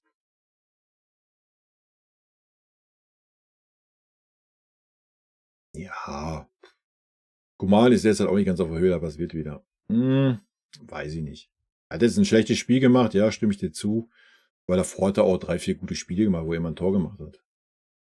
War dann, wo Sané nicht so die Tore gemacht hat, hat er dann King gemacht, also. Aber er ist auch sehr schwankend im Moment, ja, das stimmt. Sind alle aber so ein bisschen. Aber es liegt ja, wie wir gehört haben, an der Belastung. Aber jetzt ja, nee, stimmt ja nicht. Liegt doch nicht mehr an der Belastung.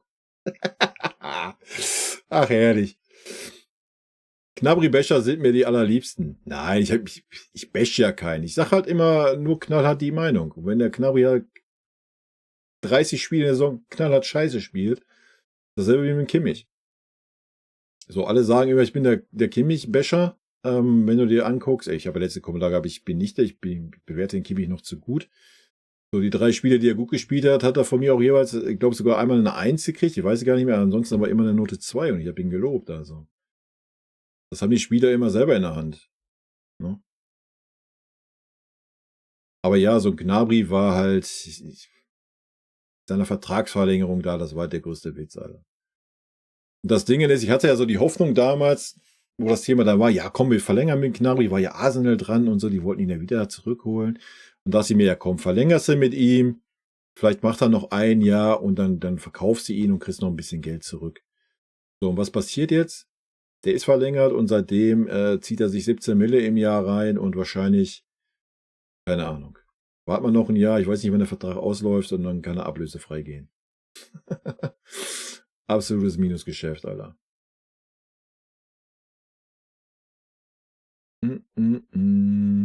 Ich sehe es genauso, aber vielleicht liegt es daran, dass er meine geliebte Nummer 7 trägt, aber das ist einfach über 1 bis 2 Jahre jetzt zu wenig. Ja, das ist gar nichts, um die 7 zu tragen. Punkt. Ja, es war auch beim Sané nichts, die 10 zu tragen, Alter. Frechheit.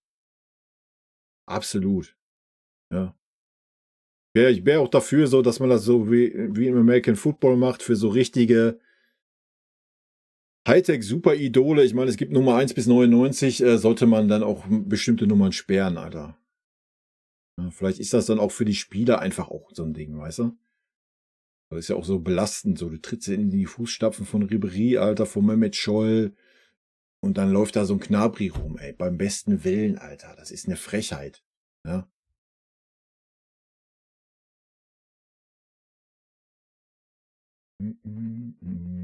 Der Platz ging aus, okay. Ergänzung: Wenn über Niederlagen zu reden Therapie ist, brauchst du bei Bayern-Siegen weniger Therapie und musst nicht so viel verarbeiten.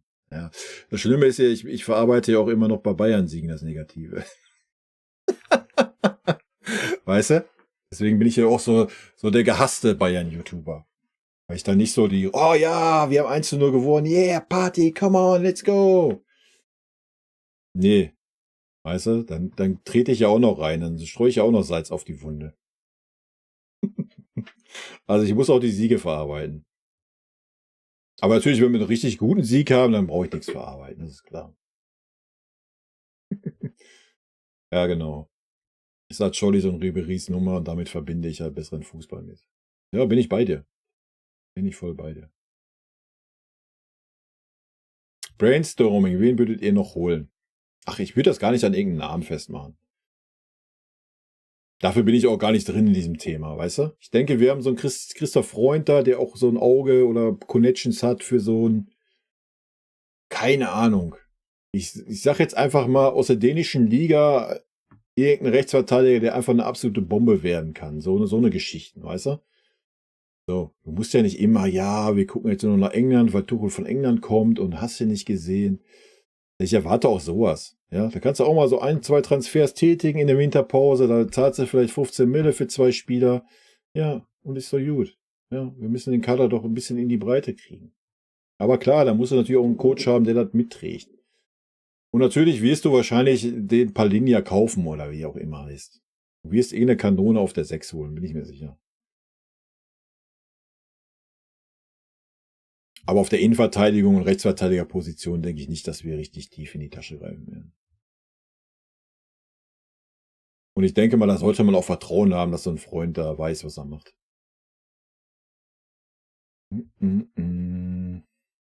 Xabi Alonso wäre Pep sein Nachfolger. Bei Coman fehlt mir Intelligenz bei der letzten Aktion. Ja, das war schlecht, die letzten Spiele. Da bin ich voll bei dir. Auch die Flanken waren Rotze einfach. Junge, Alter. Coman hat auch immer so das Problem, dass er manchmal gar nicht guckt, ne? Er ist dann da in sein Gewusel drin und dann haut er das Ding einfach rein. Mal auf den Rückraum, mal eine Flanke, aber er guckt gar nicht, ob da jemand ist. Macht er einfach.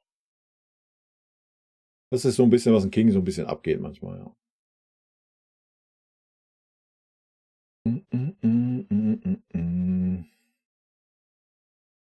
15 Mille würde. Ja, Müller, wenn er ein geiler Typ wäre, würde er sagen, komm hier, wisst ihr was? Ja, es ist jetzt wie es ist.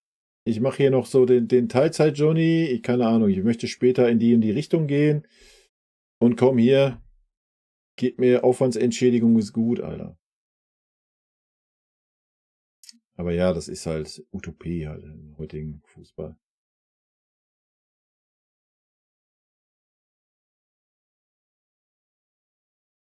Ist halt so. Wie gesagt, es kommt auch immer von beiden Seiten, ne?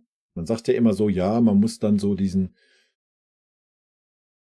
etablierten oder diesen super gestandenen, erfolgreichen Spielern im Verein muss man immer diesen Respekt zollen, dieses Mir san mir. Aber es muss dann auch von Spielerseite kommen, ne?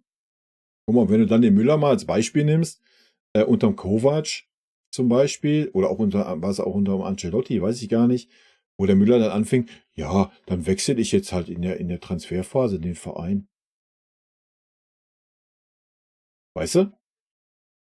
Wild, so eine Aussagen dann halt. Das muss halt auch von beiden Seiten dann gefühlt werden und gemacht werden. Will ich dem Müller jetzt gar nicht unterstellen, war, den kannst du da mal ein bisschen außen vor lassen. Aber wenn du da mal so Gnabry und so weiter siehst, wild. Der nächste Gruß kostet 5 Euro. Ja, aber pro Buchstabe. Figo, sehr gerne. Hatte er schon immer, wie oft stand er allein vorm Tor und hatte gute Zeit und dann hat alles vergeigt. Ja, gut. Torabschluss war schon immer Komans Schwäche, obwohl das ja jetzt ein bisschen besser geworden ist, muss man fairerweise sagen. Aber dafür hat irgendwie so ein bisschen seine Vorbereitungsskills ein bisschen nachgelassen. Was denkst du, wird Tuchel bei uns Jahre bleiben und wohin geht Alonso? Kann ich dir nicht beantworten, ey. Weil ich kann dir nicht sagen, ob wir dieses Jahr einen Titel holen werden. Das wird echt schwer werden. Es kann aber natürlich auch sein, dass das passiert. Es kann auch sein, dass wir die Champions League gewinnen, obwohl ich persönlich das nicht glaube. Aber wir haben ja so einen kleinen Aufwärtstrend gesehen und je nachdem, was wir dann verpflichten und wie schnell die Verpflichtungen fluppen oder nicht fluppen, wird man mal sehen. Aber es kann auch völlig nach Hose gehen. Nochmal, du kannst irgendwie, guck dir unsere Leistung an. So, du kannst auch im Achtelfinale, Viertelfinale ausscheiden. Du verlierst 2 Spiele in der Bundesliga, bist 9 Punkte hinter Leverkusen. Ich denke, dann wird schon mal eine Reißleine gezogen werden. So. Aber es kann natürlich auch umgekehrt so gehen. Ich denke, solange man jetzt weiter eine Verbesserung sieht, also ich denke, seit dem Dortmund-Spiel sitzt Tuchel auf jeden Fall sicherer im Sattel. Sagen wir es mal so. Hätte er das Spiel verloren, hätte er schon richtig gewackelt. Ja? Weil dem Uli gefällt der Fußball, den wir bis dahin gezeigt haben, halt auch gar nicht. So, und wir wissen alle, was der Uli noch für ein Wort hat im Verein. Für mich ist es ganz schwer zu beurteilen. Also ich würde es den Tuchel gönnen, dass er die Kurve kriegt, richtig bei uns. Weil dass er die Qualität hat, brauchen wir nicht drüber reden. Ja, guckt euch seine Erfolge an. Also. Frage ist, ob er der passende Trainer ist für die Philosophie, die wir in den kommenden Jahren fahren wollen. Das ist so das Ding. Aber wer sind wir, das zu beurteilen, Alter? Ja. Aber ich kann da gerade keine Meinung zu sagen oder meine Gedanken. Das wird einzig und allein vom Erfolg abhängen, wie immer beim FC Bayern. Und wahrscheinlich auch dahingehend, inwieweit man so einen Jugendspieler dann halt auch mal einbaut oder nicht. Ich denke, das wird auch in Zukunft mehr im Fokus sein. Wenn er sich dann strikt weigern wird, so, dann denke ich, wird das in Zukunft auch schwieriger werden.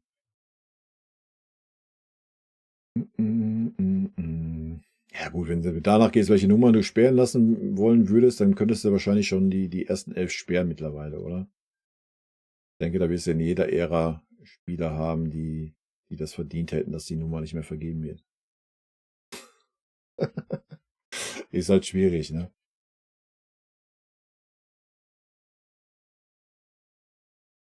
Ganz ehrlich, ich würde mir so etwas wie die 99 geben lassen und dann versuchen, diese Nummer zur Legende zu machen, sodass alle die haben wollen. Ja, das wäre halt ein geiler Gedankengang, den man so hat. Anstatt zu sagen, oh ja, ich will unbedingt die 10 haben, weil die 10 als Spielmacher steht. Was die 10 ja da bei uns dann auch nicht mehr gestanden hat, wenn Arjen damit rumgelaufen ist. Keine Ahnung. Bin für heute raus. Tschüssi, Klaus. Ja, ich mache auch gleich Feierabend. Maximal für eine Stunde noch, dann ist 21 Uhr, dann ist für mich auch Sense.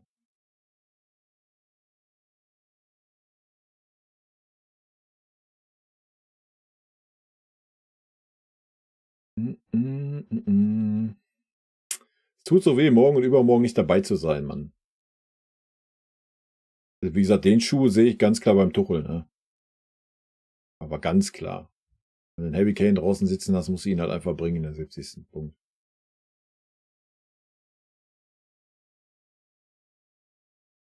Man darf aber auch nicht zu viel Druck aufbauen, nur weil er jetzt einen Keita Haaland jetzt entdeckt hat. Da wird auch der ein oder andere Julio dos Santos dabei sein, wie früher, der nichts bringt. Ja, na klar, darum geht's auch gar nicht. Ist auch gar nicht mein Anspruch, ja. So war ich schon damals beim Brazzo so. Ich habe den Brazzo ja auch lange verteidigt, weil da immer drauf rumgehackt wurde, was Transfers anbelangt. Natürlich. Es gibt keinen Manager dieser Welt oder Sportdirektor dieser Welt, der eine 100%ige Trefferquote hat. Ja. Geht auch nicht zu sagen, ja, ich hole jetzt hier einen raus und wir entwickeln den beim FC Bayern zum neuen Haaland. Das geht bei Bayern halt einfach gar nicht. Ja, du musst halt einfach ein Konzept erarbeiten, was ja gerade auch gemacht wird, mit Partnerclubs, etc. Ja, aber ich erwarte schon, dass hat er ja auch selber, glaube ich, gesagt, oder? War das auch in irgendeinem Interview oder in der Pressekonferenz? Oder war das sogar jetzt in diesem komischen Interview? Weiß ich gar nicht. Hat er ja selber gesagt, dass er mit Sicherheit auch den einen oder anderen mal verpflichten wird, den man jetzt nicht so auf dem Zettel hat. Und das erwarte ich einfach von ihm. Ne? Nicht nur da die großen Namen und bla und Sülz, sondern da muss er einfach mal einen aus dem Schuhkarton ziehen und Wenn der dann noch einschlägt, ist das eine Bombe. Und natürlich wird nicht jeder einschlagen. Nicht jeder, guckt euch doch mal unsere Transfers an, Alter. Wie viele haben denn davon das Format zum FC Bayern gehabt? Als sie mit Mick und Mac, Mihailovic und McInerney anfangen, über Sternkopf, über El Tren und die Liste kannst du aufführen, Alter, bis Paris-Palermo. Ne? Ist halt einfach so. Was ja auch okay ist. Wann wird das Unionsspiel nachgespielt? Wahrscheinlich erst im Januar.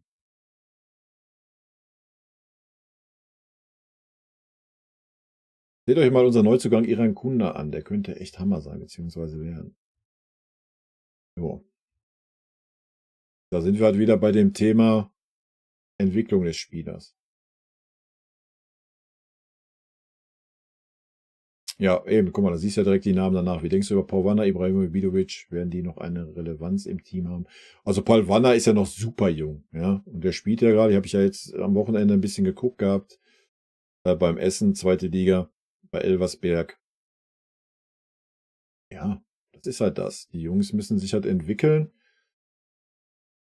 Keine Ahnung. Nimm jetzt Philipp Lahm bei Stuttgart oder auch ein Alaba damals bei Hoffenheim. Klar haben die eine gute Saison da gespielt. Gut, Philipp Lahm vielleicht sogar noch eine etwas bessere Saison. Aber da war jetzt auch nicht so der Gedanke, jawohl, alles klar, die sind jetzt komplett safe beim FC Bayern Stammspieler und so weiter. So. Du musst den Jungs halt die Chance geben, wenn es halt bei uns nicht geht, auszuleihen ein Jahr, sich zu entwickeln. Die müssen die Spielzeit dann bekommen. Man muss sie zum FC Bayern zurückholen und muss ihnen dann aber auch die Chance geben. Ja?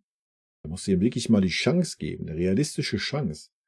Und nicht nur, wie es jetzt beim Kretzig und Pavlovic auch ist, ja, die sind mal da, wenn es mal Not am Mann ist oder wenn mal die 80. Minute ist, dann bringe ich die mal rein, damit ich sie nicht ganz vergraule.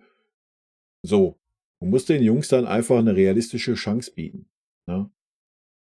Entweder sind sie dann dem Druck gewachsen oder sind dem Druck dann nicht gewachsen. Aber dann hast du ein Argument zu sagen, pass auf, du bist dem Druck anscheinend nicht gewachsen oder pass auf, wir geben dir nochmal eine zweite Chance. So wie es in diesen World Squad da Geschichten auch ist. So, keine Ahnung. Sagst du halt, ja, komm, wir leihen dich nochmal ein Jahr aus, dann gucken wir nochmal. Aber du musst den Jungs die Chance geben. Du kannst nicht sagen, hier ist Kimmich und Goretzka, die spielen immer.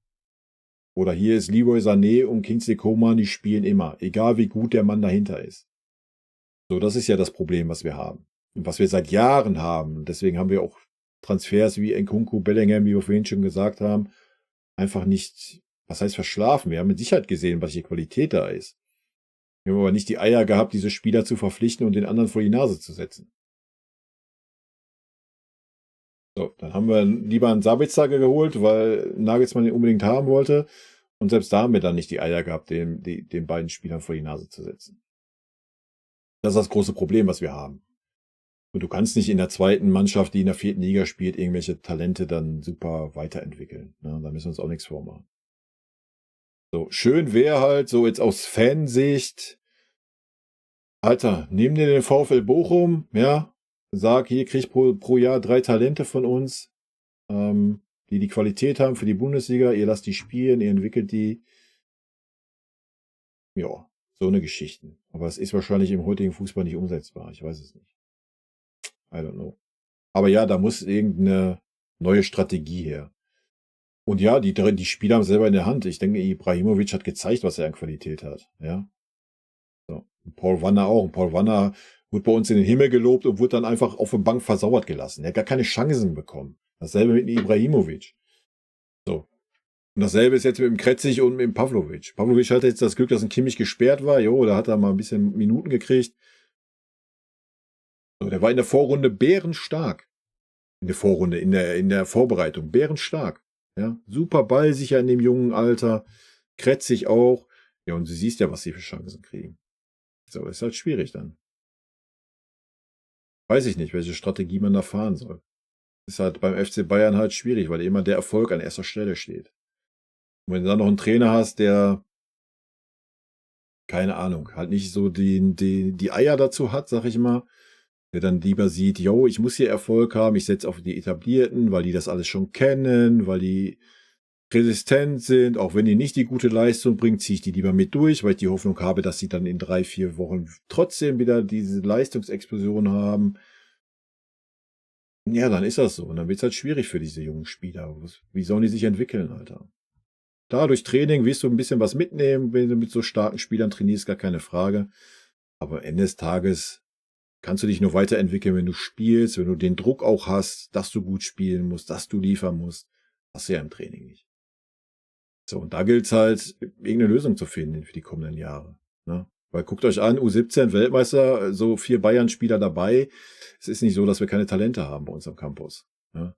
Nur, wie führst du die Talente auf das Level, dass man sagen kann, yo, hier, du hast die Chance, beim FC Bayern mal zu werden. Das ist die große Kunst, die wir zu meistern haben in den kommenden Jahren. Oh, jetzt bin ich gespannt. Lieber Kai, ich habe eine Erklärung, warum Kimmich beim FCB so dominant ist. Zu Hause ist er es nicht. In Fachkreisen nennt man das Kompensationshandlung. Das wäre doch ein Fall für Uli. Das weiß ich nicht, ob der Kimmich zu Hause unter Pantofel steht. Müller war aber auch ziemlich schlecht damals bei Kovac, als er auf der Bank saß und wurde sogar wieder schneller. Jetzt hat er fast wieder so eine Phase. Ja, gut. Geht ja auch nicht darum, dass Müller zu Unrecht draußen sitzt oder so.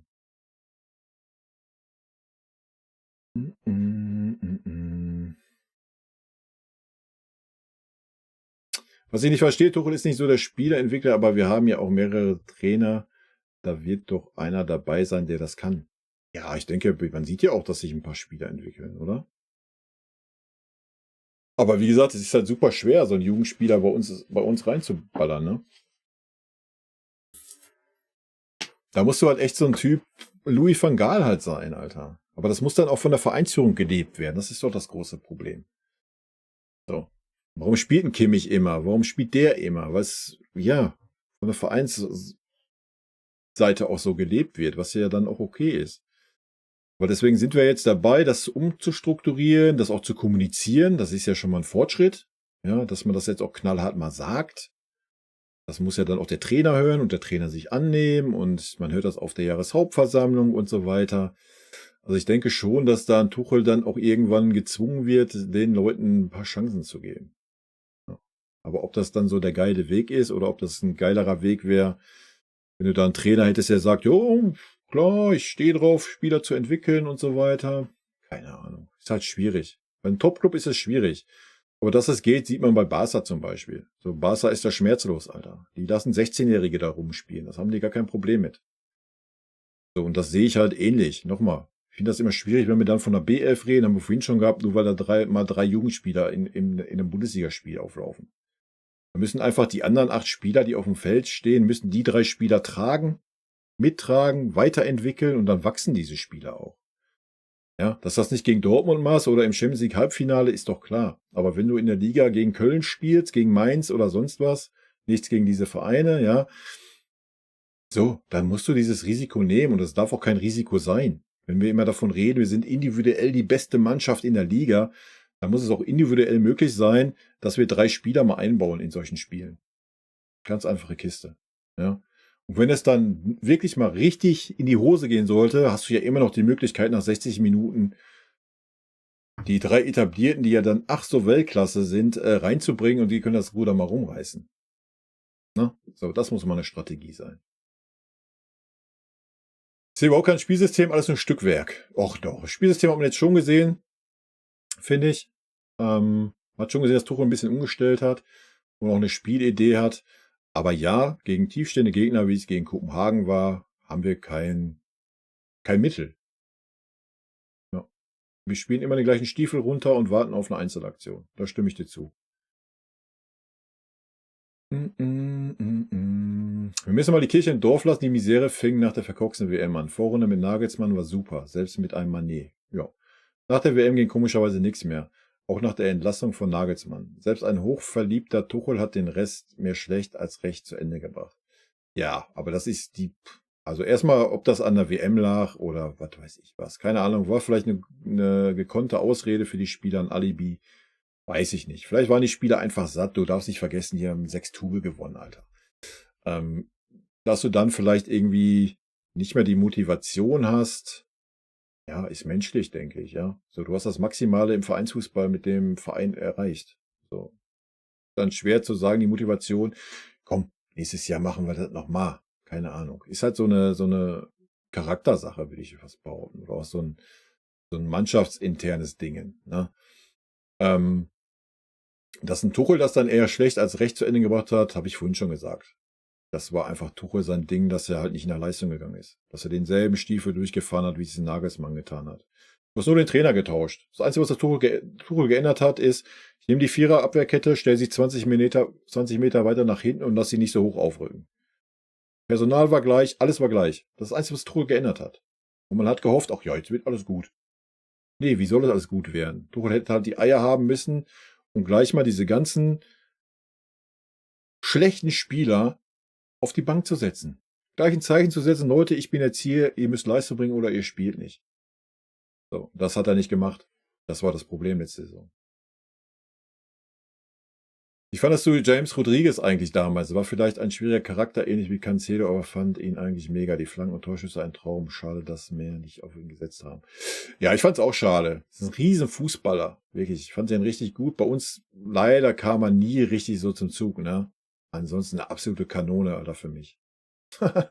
Also ich habe den bei seinen vorigen Stationen echt super gemocht, auch für was er für Nationalmannschaft gespielt hat, Alter. Mega Spieler einfach, ne? Hat aber, glaube ich, bei uns auch nicht so die Akzeptanz und die Rückendeckung bekommen, glaube ich. Ich glaube, das war so ein bisschen so ein Problem auch bei ihm. Was schade war. Also mega Spieler für mich. Der US-Soccer Donovan war Ballon d'Or, so Cleansy Trainer des Jahres. Eieiei. Iran Kunde hat sicher keine Probleme, den Ball ins Tor zu kriegen. Gut war halt keine Bundesliga, aber ich denke, das packt er. In Salto kann er jetzt schon besser als Klose. Er bringt sich nicht im Wirbel aus, wie Klose mal, oder? Den Kane aus der Mannschaft raus und nichts läuft vorne mehr. Echt traurig. Ja gut, aber das war ja vorher auch nicht anders. Aber dafür ist ja auch der Neuner da, Alter. So. Nehmen den Davy in den letzten Jahren aus der Bayern-Mannschaft raus, haben wir ja dann gesehen, das Jahr, was geht. So, aber dafür hast du ja den Neuner. Das ist Schwachsinn zu sagen. Das wäre dasselbe, als würdest du sagen, ja, keine Ahnung, nehmen Neuer aus der Mannschaft raus. Oder nehmen Kimmich wird es wahrscheinlich besser werden, keine Ahnung. So, das ist ein Argument, das fühle ich nicht. Dafür hast du Kane ja gekauft, so, dass er in dieser Mannschaft ist. Und klar ist er ein Riesenfaktor da vorne, Alter, weil er halt sich fallen lässt, weil er selbst tief auf der Sechserposition ist, weil er Bälle spielt, als wäre er ein Zehner. Na klar, ist ein Riesenfaktor. Und klar, wenn der dann wegbricht, Alter, ist scheiße. Logisch. Aber es ist ja da nicht traurig. Keine Ahnung. Neben andere Top-Mannschaften, neben Barca damals hättest du da Messi rausgenommen. Neben Paris, neben Mbappé raus. Neben Real Madrid, neben Bellingham gerade raus. Geh die Mannschaften durch, Alter. Geh nach Manchester City, neben Haaland raus. So, wovon reden wir, Alter? Sind so Aussagen, die fühle ich nicht. Gut, City wird es wahrscheinlich noch am besten auffangen, aber trotzdem. Sané kann man jetzt kaum rausnehmen, weil sich da etwas mit Kane entwickelt. Die entwickeln gerade ein Gefühl für. Ja, ist auch gut so. Wieso? Er spielt ja auch nicht schlecht. Ja, gut, er hat jetzt ein bisschen Pech gehabt mit dem Abschluss, logisch. Alles gut. Ja. Und ja, das muss sich entwickeln. Guck mal, guck mal, seit wann ist ein Harry Kane da? Alter. Man hat so manchmal das Gefühl, so jeder denkt so, ja, Harry Kane ist jetzt da und das muss gleich alles laufen wie am Schnürchen. Nee, natürlich nicht. Muss sich doch erstmal eingewöhnen. Guck mal, das läuft doch schon viel, viel besser mit dem Ligol. Mit dem Coman hakt es noch ein bisschen, ja. Mit dem Musiala war es auch schon gut, vor Musialas Verletzung. War das Zusammenspiel auch schon gut mit dem Heavy. Und wenn du siehst, wie ein Kane sich fallen lässt und dann, er weiß, wo ein Sané hinläuft und dann kommt der Ball hin. Ja. Also. Und das wird noch besser werden. Noch besser. So länger er bei uns ist, wird das noch besser werden. Lieber Kai, vielen Dank für die kurzweilige Runde und die Beantwortung all meiner Fragen. Bleib gesund und einen schönen Abend noch im Kreis deiner Familie. Herzliche Grüße aus Donauwörth. Manfredo, herzliche Grüße zurück. Das ist super, dass du den Stream für mich beendest. Das freut mich. Nee, ich mache jetzt aber auch Feierabend, Leute. Hat mir auch sehr viel Spaß gemacht. Waren echt kurzweilige 3 Stunden. Alter Belly, super geil. Ich lese noch eben die letzten hier durch, die hier sind, und dann mache ich Feierabend. Nach dem Interview, was ich von Tuchel gelesen habe, habe ich mehr Verständnis für seine Ausstellung. Er ist wieder Sohn, sobald er im Elternhaus heimkehrt. Seine Großmutter lebt noch. Er will hier in der Region bleiben und seinen Traumjob ausleben. Stimmt trotzdem seiner Taktik nicht immer zu. Menschlich wirklich schön. Aber wie gesagt, ich fühle den Tuchel, ja. Ich fühle ihn. Und wenn er, wie gesagt, die hat die Kurve gekriegt. Jetzt die letzten 2 Spiele, ja, können wir wieder drüber streiten. Lass uns mal die nächsten Spiele angehen. Das sind Kracherspiele. Frankfurt, Manchester United, Stuttgart. Dann haben wir, glaube ich, noch Wolfsburg oder was. Und dann sehen wir weiter. Und dann lassen wir die Winterpause kommen, lassen wir den Kimmich da raus, weil dann ein Sechser da ist. Und dann können wir den Tuchel doch dann bewerten. Ja, manchmal fehlen ihm die Eier, da bin ich bei dir. Barca hat ja auch die Geschichte, dass sie damals diese legendäre Mannschaft aus der Jugend entwickelt hat. Abgesehen davon sind sie pleite. Ja gut, aber Barca hat immer die Spieler eingebaut. Ob sie pleite waren oder nicht. Also das ist kein Argument. Das haben die jedes Jahr gemacht. Die sind da schmerzfrei. So, das ist halt deren DNA auch. Die kaufen auch riesige Spieler für unsägliche Summen, aber die hauen auch immer 2, 3 Talente rein, jedes Jahr. So, und da müssen wir halt auch hinkommen. Ja.